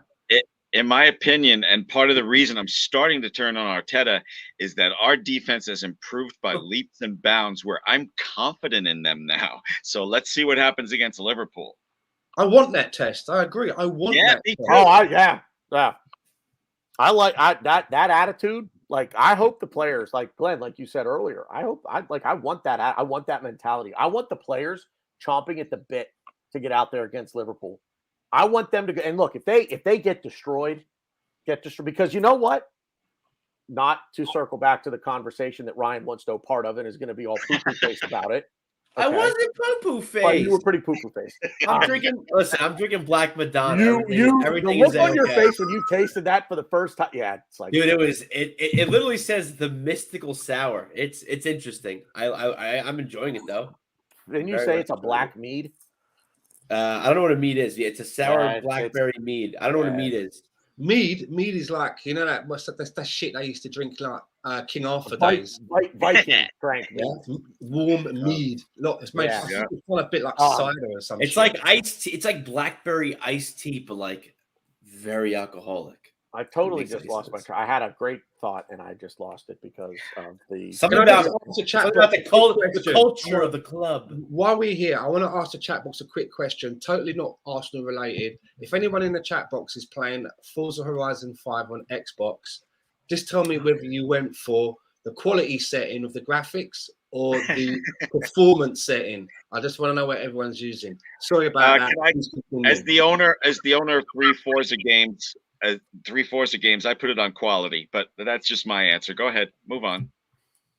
I can't remember what I was going to come back to something that Glenn had said, and it pertained about to the defense improving. It was Kieran Tierney and Nuno Tavares. It was along those lines, and I can't remember what the fuck I was going to say now. So whatever. I don't know what else. Well, I remember. I remember what I was going to say. Welcome to old age. Go ahead. This is where the culture of the club. Yeah, right. See how long it took me to respond to you? Old age. The culture of the club comes into play. We might go out and get absolutely thrashed by Liverpool. We might get our fucking doors blown off. It might be 5-0. They're a good team. I fully understand. They're good. Maybe they're not the Liverpool of 3 years ago, but they're West Ham was their first loss of the season. So yeah. Put it in perspective. West Ham was their first loss of the season. Okay. Very good team. Culture of the club. Are we giving up because we get thrashed by Liverpool 5-0 with the youngest team in the league? But we're not, and it. Real quick, Stan, and it goes back to ownership sticking with the manager, and the manager, to a degree, sticking now that hopefully he's found it, sticking with something that works. Even if it doesn't work one game, it doesn't mean blow it up and start over. So you talk about culture of the club. They've trusted Arteta. They trusted him through the bad times. Maybe we're coming out of the bad times, Stan. Go ahead. I'm sorry. The culture of the club was the beginning of the season, and everybody's saying and the Brentford one, I have no idea why we got a pass for Brentford. They've just come up. They've got a brand new stadium. The crowds are back. So fucking what? We got our crowds back as well.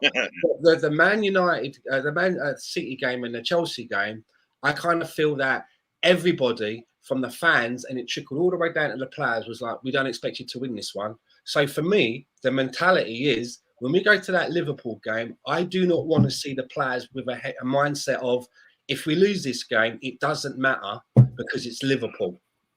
I want to see if we lose 4 or 5-0, I'm fine with that as long as I see everybody trudging off that pitch and they've all given everything that they've got to give. If If they they're have just given like walking everything and around then like we lose thinking, well, 4-5 I don't want to stretch myself. I don't want to get into a sweat. Nobody expects us to win. Who gives a fuck? We get a pass for this game. That's not what I don't want to see that.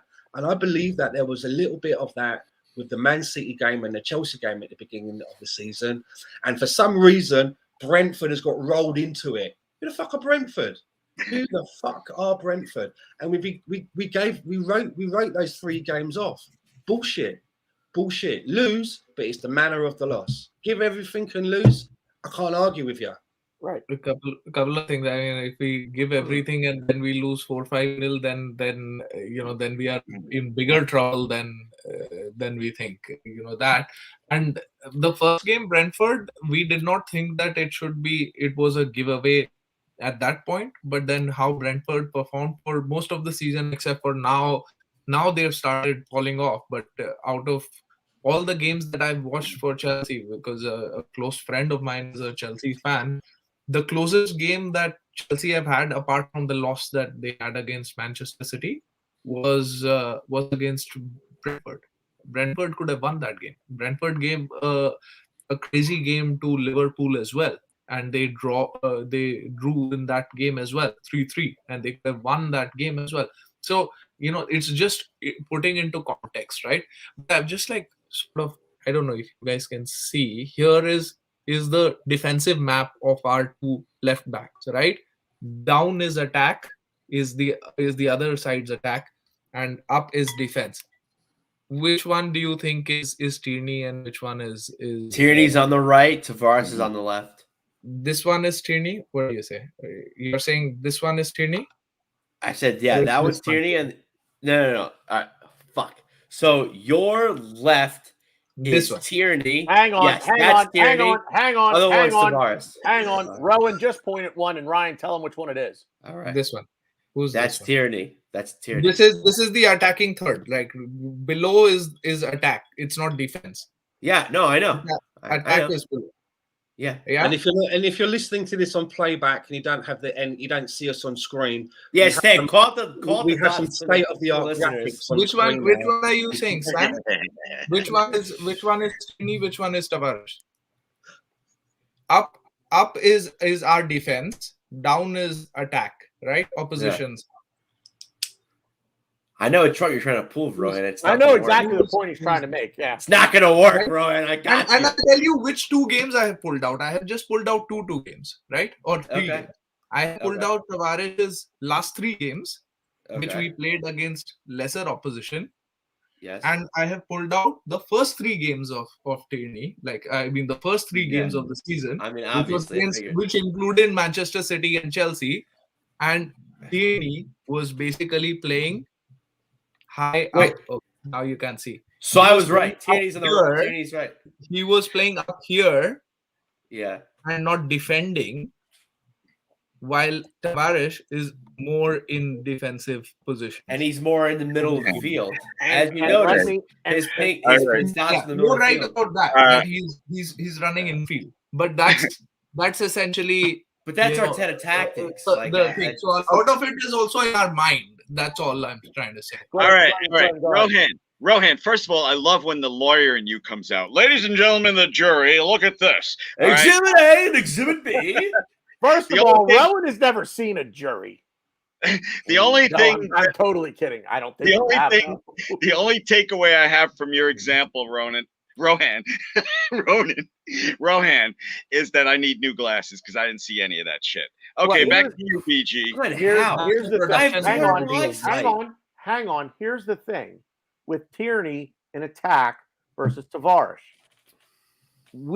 How heavily have we relied on Kieran Tierney down the left flank as really the sole creator of our attack?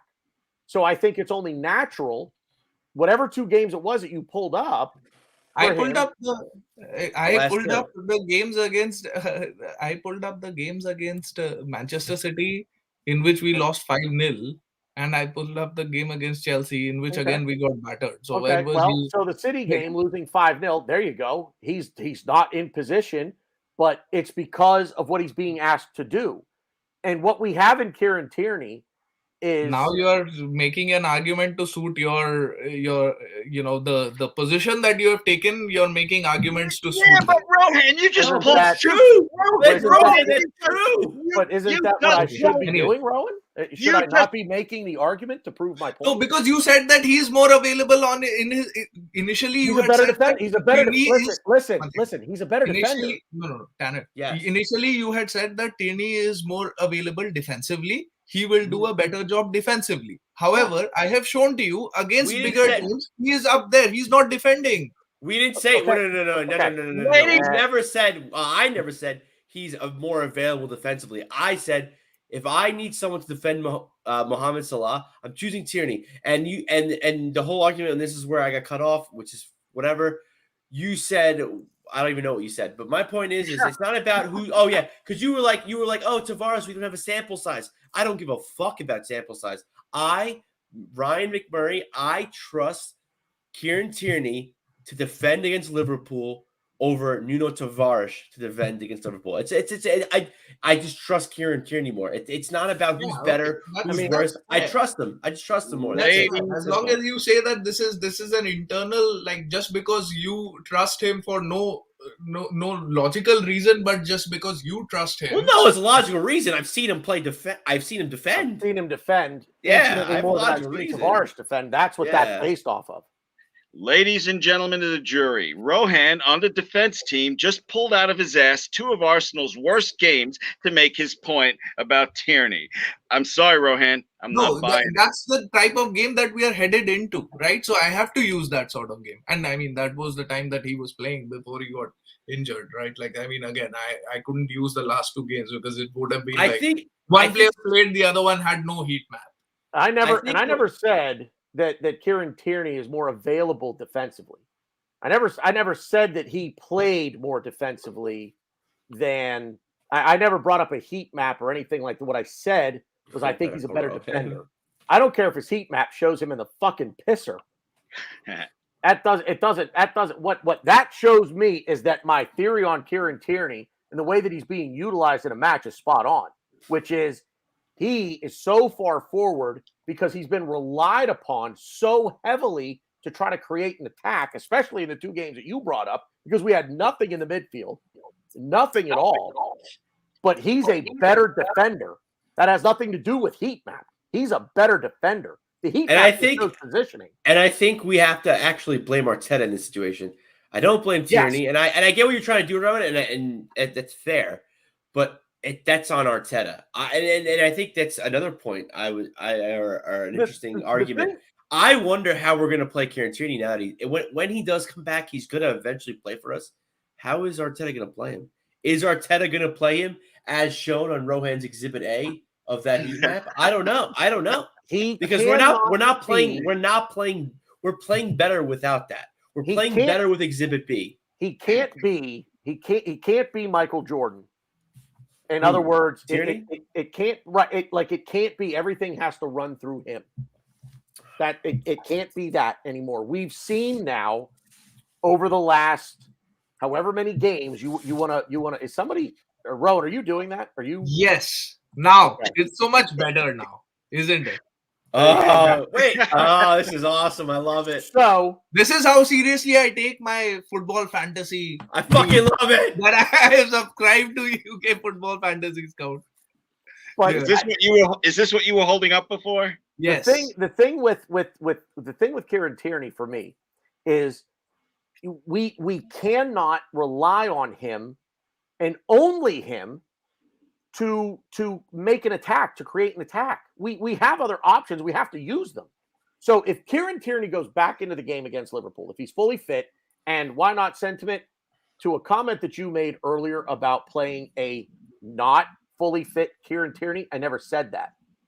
If he's not fully fit, don't play him, because you were right. He'll get run ragged if he's not fit. Salah will abuse him.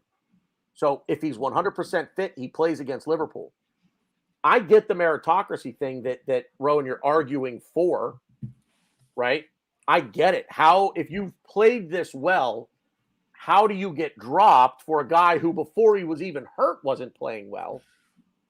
But the manager, a head coach or a manager, whatever it is, has to play the team that he feels gives him the best chance at winning. Now, whatever Arteta decides to do there, if he thinks Tavares is in form, he's playing well. Kieran Tierney wasn't playing well before the injury. I'm gonna go with Tavares. Okay, let's ride or die, baby. Let's go. Let's see what he's got. Rohan, all jokes. I'm sorry, I thought you were done, BG. No, Go ahead. I get the meritocracy thing, and it makes sense. But at the end of the day, as I said earlier, it's a results-driven business. What option do you think gives you the best chance to win? For me, the option that I think gives us the best chance to beat Liverpool between Nuno Tavares and Kieran Tierney is Kieran Tierney. Because, and let me go real quick, 2 points. Kieran Tierney's a better defender, and I think when he's being asked to do too much offensively, that makes his defensive performance suffer.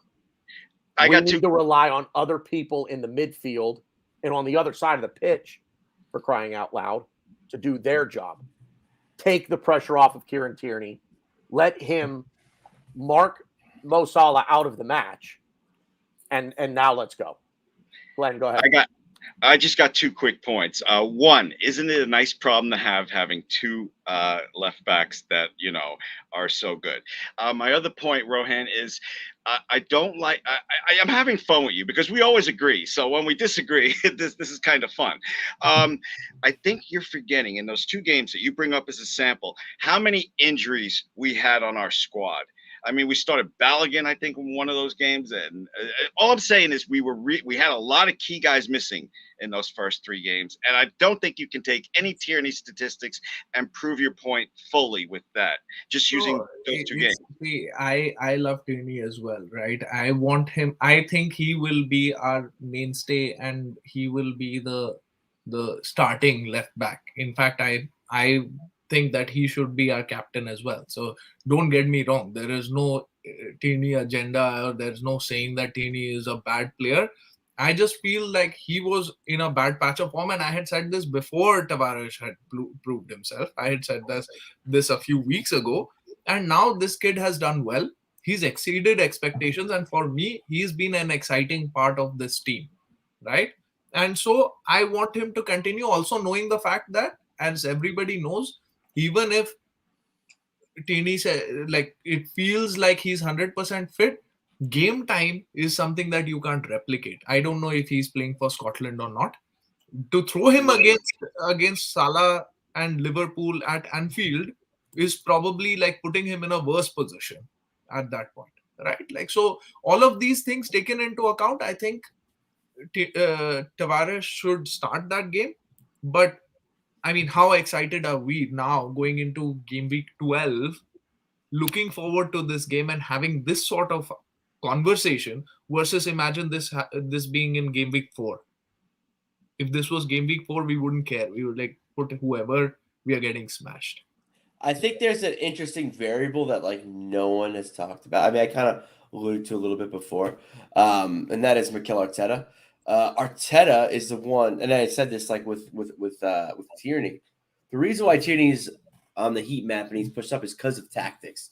I think Tavares kind of blew that up when watching him kind of, move the ball into the middle of the field, pull defenders out of position. I would really love, and I'm not saying play Kieran Tierney. I'm just saying for me, I trust Kieran Tierney defensively over Tavares. But if you're asking me who are you playing, Liverpool, you're the manager, you go into the body of Mikel Arteta, who are you playing? I don't know. I'd probably actually say Tavares, to be fair.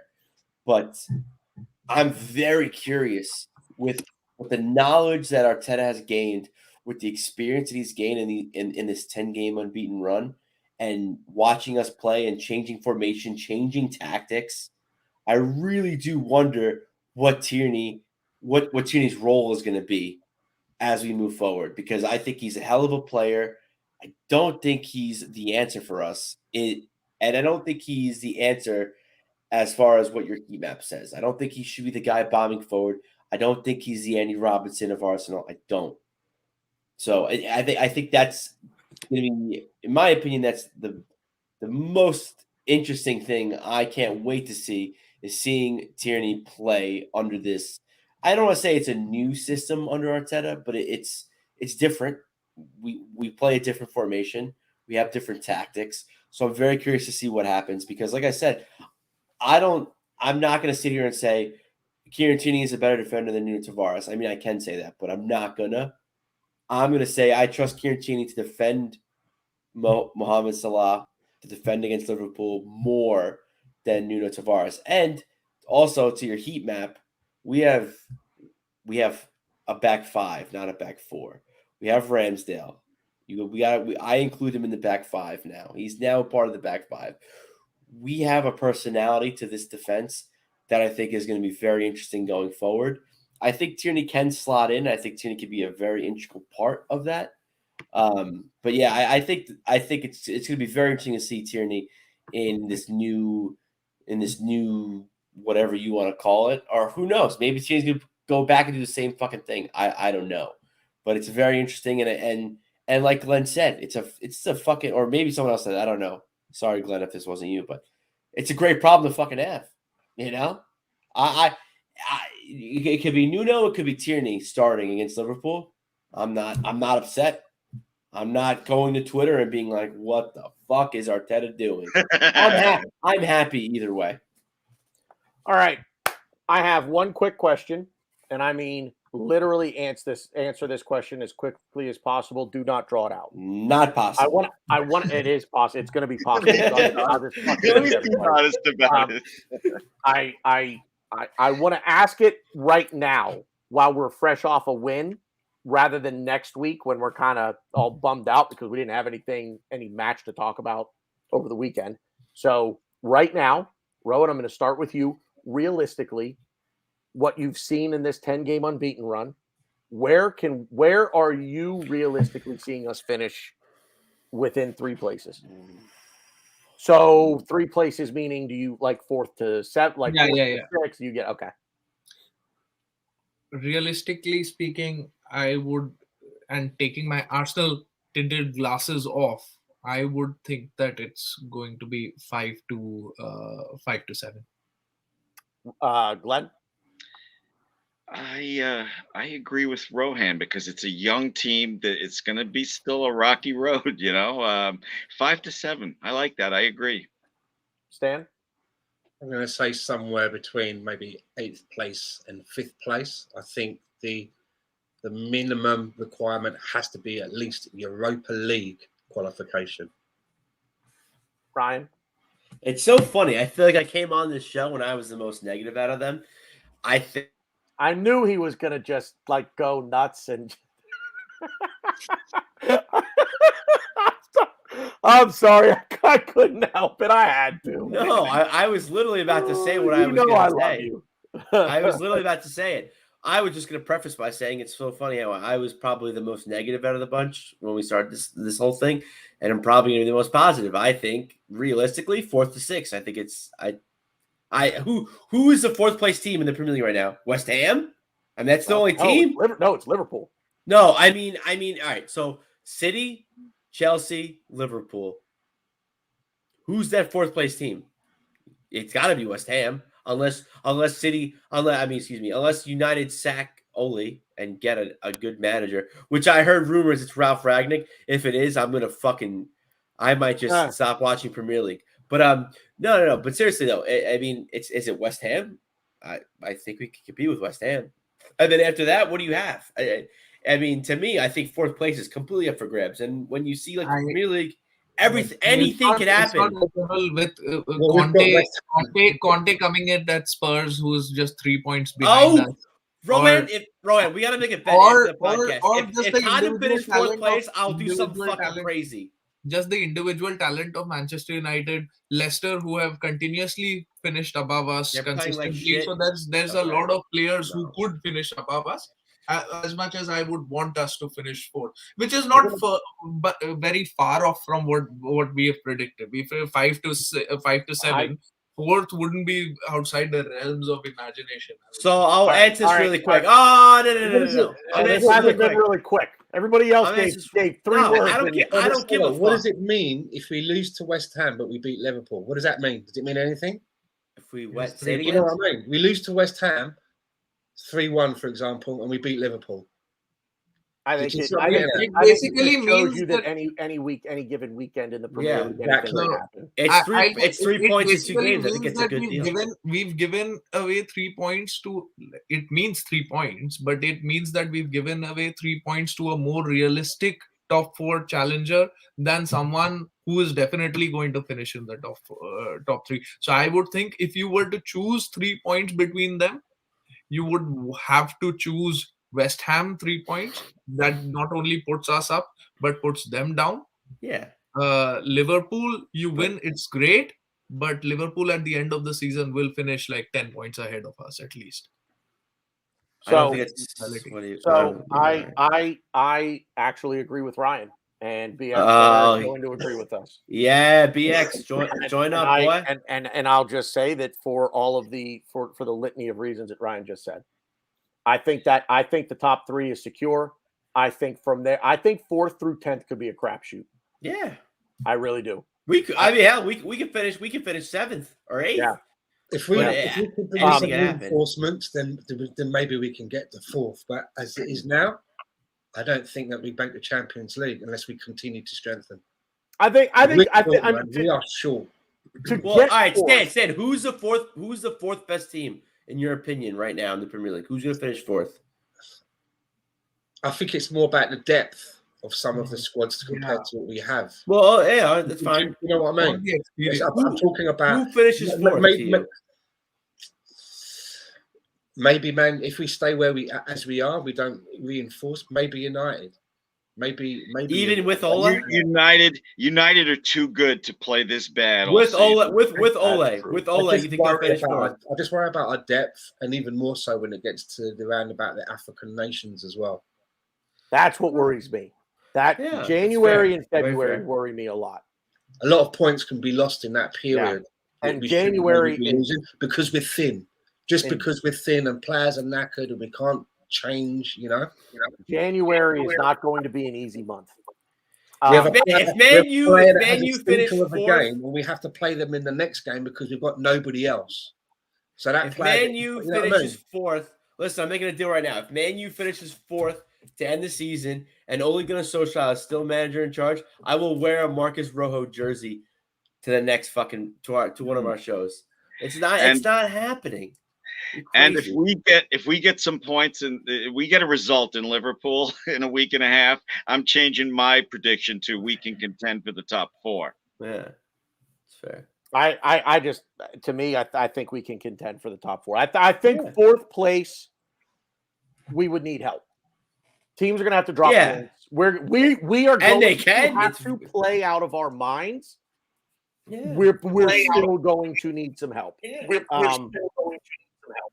But sorry, I just got a massive amount of feedback in my headphones. But at any rate, I think that's a good place to leave it. Please, Rowan, I'll start with you. Final thoughts. Let's do this quickly. Let's try to wrap up at the 2-hour mark. We've got 4 minutes. Go. Absolutely buzzing with where we've left off, and I'm excited. The biggest thing is that I'm excited and looking forward to the Liverpool game. And I don't expect a result, but I do expect a performance. So looking forward to that. The next 6 games, super important to unpack that. That will prove at the end of the 6 games, if we have, I've said 14 points would be ideal, 12 points would be good, 10 points is a bare minimum out of the next 18 points available. If we get that, then we can talk about, where we're going to finish. That is the most difficult set of games that we are playing throughout the season. So let's unpack that next time. Yeah, for sure. We've got a lot to talk about next week. So Glenn, go ahead. Final thought. I'm really excited that my wife fell asleep, so she's not going to interrupt the show this week. And we're going on for 1 more hour. No, I'm just kidding. I tell you, Arsenal has, for me, has earned the respect where I think we're going to put in a damn good performance against Liverpool. I'm a strong believer in giving credit where it's due, except for the Cronkies, and I'll work on that, Stan. I'll work on it because you made some good points on the Cronkies, as everybody else did also. But I am really buzzing for the game. I cannot wait for the Liverpool game. It's to me, it's such a benchmark of what's going to happen the rest of the season. Stan, final thought. I just want to say thanks to in the chat box. Ian, Raul, your Sentiment FC, Gary came in, Riddy, BX Gunner, everyone that came in tonight to listen. And I can't wait till next week as well because we ain't got a match. So there's a few things that we've got penciled in to talk about. We're going to look at some players more up close about how they've contributed this season or how they haven't. And all I'm going to say is so far, so good. So far, so good. I can't wait till we get back from the international break. Ryan. Black Madonna was very good.